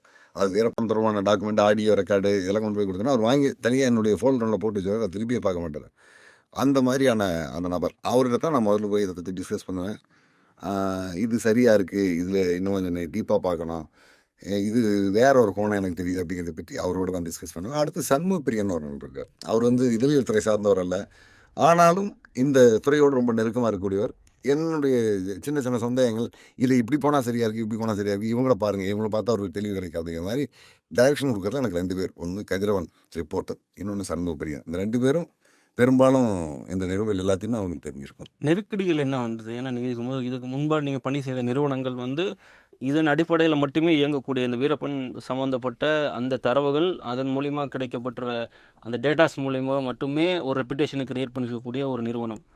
நீங்கள் ஒரு சைடு இதை வெளியே ரொம்ப வாஸ்ட்டாக இதை பற்றின ஒரு டேட்டாஸை ஒரு ஒரு என்ன சொல்கிற ஒரு ஆய்வின் அடிப்படையில் நீங்கள் சொல்கிறப்போ அவங்க சைட்லேருந்து ஏதாவது நெருக்கடிகள் வந்தது? இல்லை, எனக்கு நான் முதல்ல எதிர்பார்த்தது 3 இடங்கள் இருக்கு. நான் எதிர்பார்த்தேன். ஒன்று, அவர் நெருக்கடி விடுப்பார்னு தெரியும். என்னுடைய முன்னாள் ஆசிரியர் கண்டிப்பாக நெருக்கடி விடுப்பார். ஏன்னா நான் எடுத்து கொடுத்துட்ற ஃபோட்டோவும் நான் எடுத்து கொடுத்துட்ற வீடியோவும் அவருக்கு அடுத்தடுத்த தலைமுறைக்கும் சோறு போடக்கூடிய ஒரு சொத்து.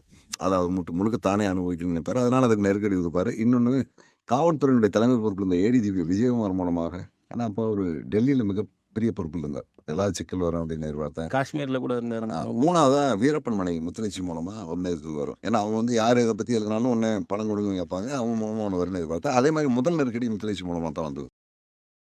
என்னுடைய கணவரை பற்றி நீங்கள் எதுவும் எழுதக்கூடாது, நாங்கள் இன்றைக்கி அரசியலில் சமூகத்தில் வெவ்வேறு சூழல் இருக்குது, என்னுடைய மகன் குழந்தைங்கள்லாம் இருக்காங்க, நீங்கள் எழுதுறது என்னுடைய கணவரை பற்றி நீங்கள் எழுதுறது எங்களுடைய எதிர்காலத்தை பாதிக்கிற மாதிரி இருக்கும், அதனால் எனக்கு தெரியாமல் எழுதக்கூடாது அப்படின்னாங்க.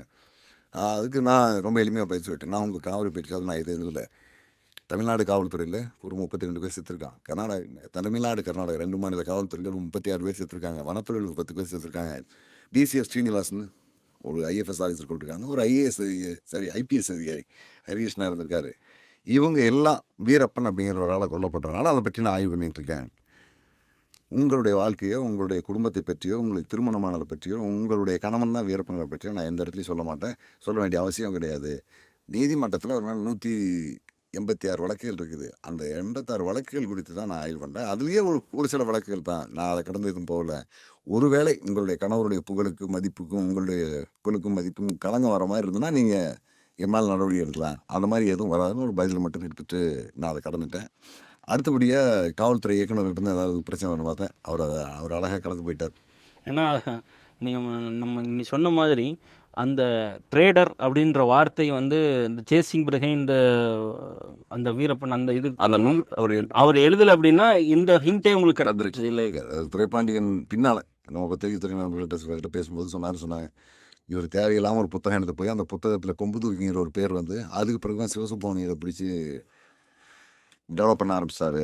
இவர் புத்தகம் எழுதாமல் இருந்தால் என்னுடைய சோர்ஸுக்கு இன்றைக்கு வரைக்கும் அந்த பிரச்சனை இருந்திருக்காது அப்படின்னு அவர் ஃபீல் பண்ணதாக சொன்னாங்க.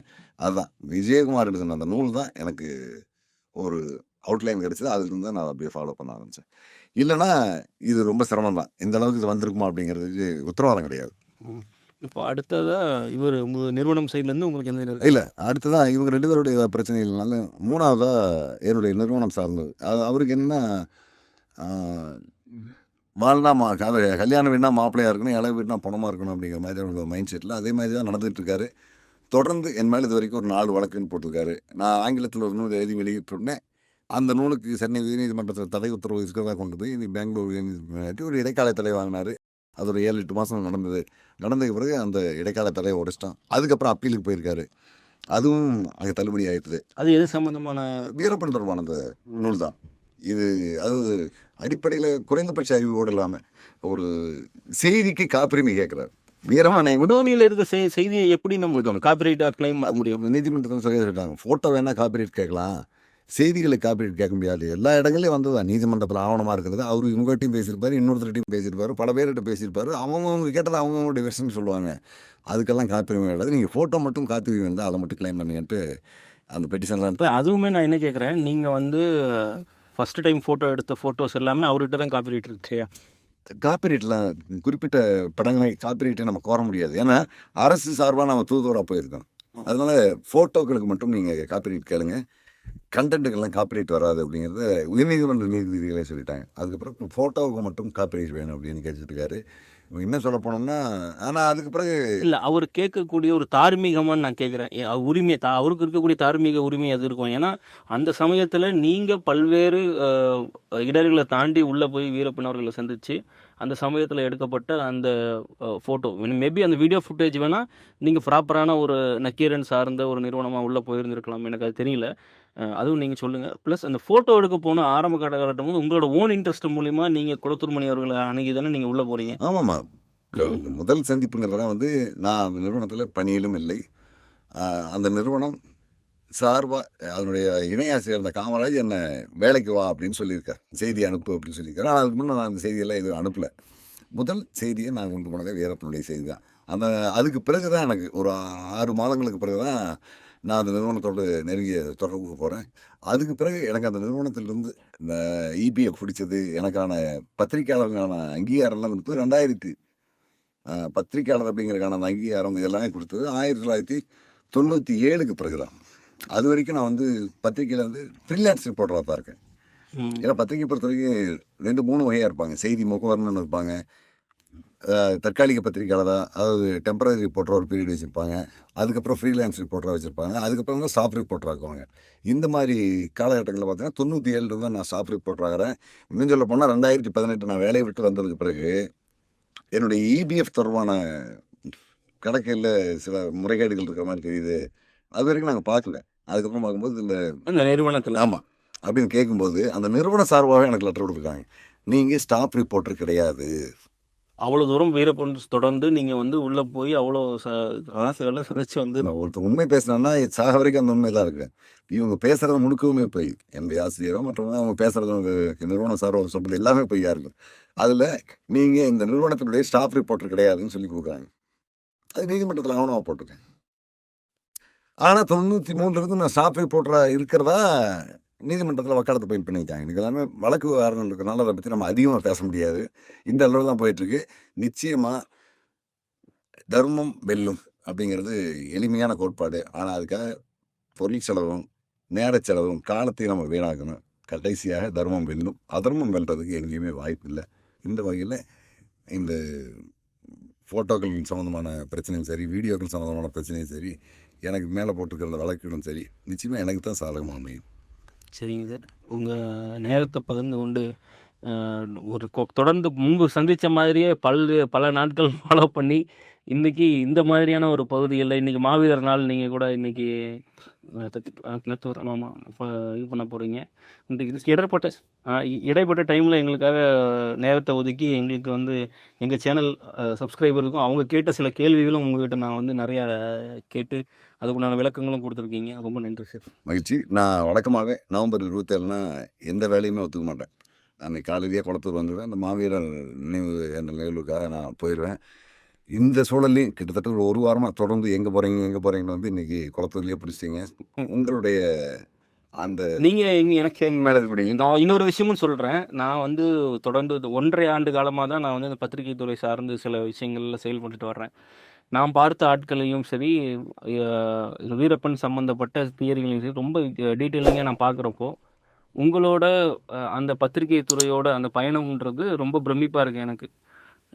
த பர்ஃபெக்ட் ஜேர்னலிஸ்ட் அப்படின்ற மாதிரியான ஒரு வார்த்தைக்கு ரொம்ப நீங்கள் டிசர்விங் பர்சனாலிட்டின்னு நான் வந்து ஃபீல் பண்ணிகிட்டே இருப்பேன். எப்பயுமே எங்கள் ஆக்டிவிட்டி நான் சொல்லிக்கிட்டே இருப்பேன். நம்மளால் இந்த சமுதாயத்துக்கு அதை தான் செய்ய முடியும். அதை நான் செஞ்சிட்ருக்கேன். ரொம்ப நன்றி சார். வணக்கம்.